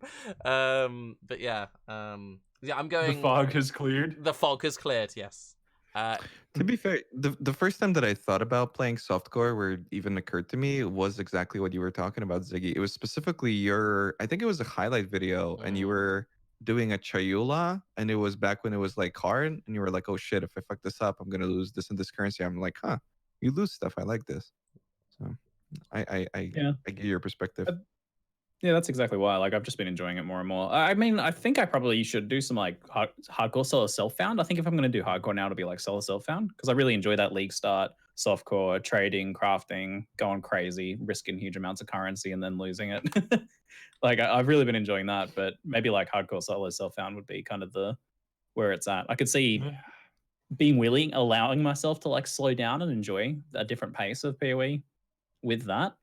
But doing like hardcore trade, I don't know if I'd be able to do that and enjoy it as much. Join hardcore private league because you get the fun of SSF without the why hasn't this really fucking blatantly obvious thing dropped yet? Maybe It's the nice middle ground. It's nice. Just not from League start though. I feel like that's I know I'm you doing League that start from, a lot. yeah, I'm with, doing like, custom hardcore leagues. private league start. Yeah. I don't know. I feel like I'm missing out on a lot of fun if I do that at League start. That's something I want to do, like to revitalize things a little bit later. Yeah, You know, second or third month potentially.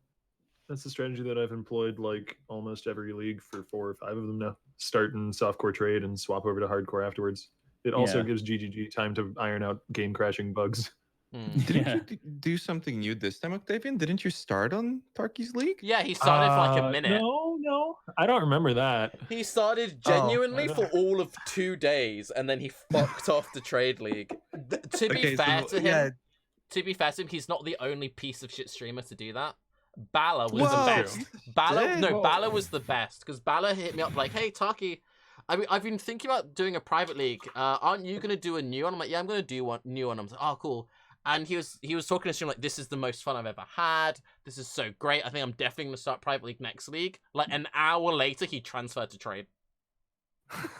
He was like, "This is the best thing I've ever gone." Like, no. Wait, so take us through that, Octavian. What was right and what was wrong? You wanted like a Hellman chart or something. You wanted to min-max, and you're like, there was a lot. I wanted to min-max, yeah. I can't buy all of the items items in like the first week of this hardcore private league, you know. I know it was softcore, wasn't it? Yeah. There was like there was a lot more stuff to push my build up against than I expected there to be. So there was a lot more room at the upper end, even in the context of a trade league. Like I wasn't gonna finish the build in 5 days, even in the context of a full trade league. I played that build for like a month, and I was still doing things and upgrading things the whole time, and it's still not perfect. I could go and upgrade things. So I don't know. I wanted that experience. And then remind me, you then quit trade like a week after because you did everything, and then you went. Not a week after, like a month. I did about a month of softcore trade. It was like a week and and then a half. I went and did hardcore trade. A week and a half. It was not a week and a half. 10 minutes, right? 10 minutes. I got to almost level 99. It was not a week and a half. I don't level that quickly. It was a week and a half. I would like to thank everyone for joining us for episode number 53. Also thank Ziggy for taking the time to come on, especially for an early morning start. Pleasure. And I love it. It's good fun. And we will see you next week. Yes. Keep going, buddy. You can do this. I got you. I believe. And we'll see you all next week for a developer episode, which we will announce the times and the devs soon, and maybe Ziggy will join us again for that. Love to. He had to say that was part of the script, even though he was thinking something else. I am here willingly.